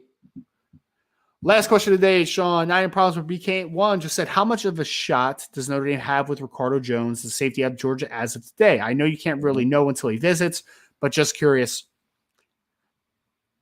99 problems. I think they have a shot because if you ask me right this second, who is Ricardo's lead schools? The answer is there are no lead schools, right? Like, when I tell you he's put recruiting on the back burner until basketball season's over, he has put it on the back burner. Like, he has barely talked to anybody. He hasn't set up visits. He hasn't finalized anything. That's where Ricardo Jones is at right now. So I think Notre Dame has a shot. It's just about, like, when things do open up for Ricardo Jones, you need to get him on campus quick, and you need to get in with him quick. So honestly, I think they have a good shot as just about anybody. But it's about to be go time here very quickly, man. It's about to be like put up or shut up time if you really want Ricardo Jones. So that's kind of where we are, man. It's just there's about to be a mad rush for him once basketball season's over, and we shall see if Notre Dame's able to make an impact in that one. All right. So that is going to do it for the mailbag here, Sean. So I want to thank you all real quick before you go, before you log out or X out or whatever you're doing on the YouTube page. Please hit that like button, subscribe to the podcast, hit that notification bell. 5-star reviews, if you're listening to us on your favorite podcast platform, are always very much appreciated. We thank you all so much for that in advance. You could also go to boards.irishbreakdown.com if you want some latest intel on everything that we're diving into as far as the recruiting side of things, the offensive coordinator search. We'll have a bunch of intel moving forward here. But I want to thank you all so much again for joining us today. I am Ryan, from Sean. Thank you all so much for joining Notre Dame Recruiting Hour, a part of the Irish Breakdown podcast.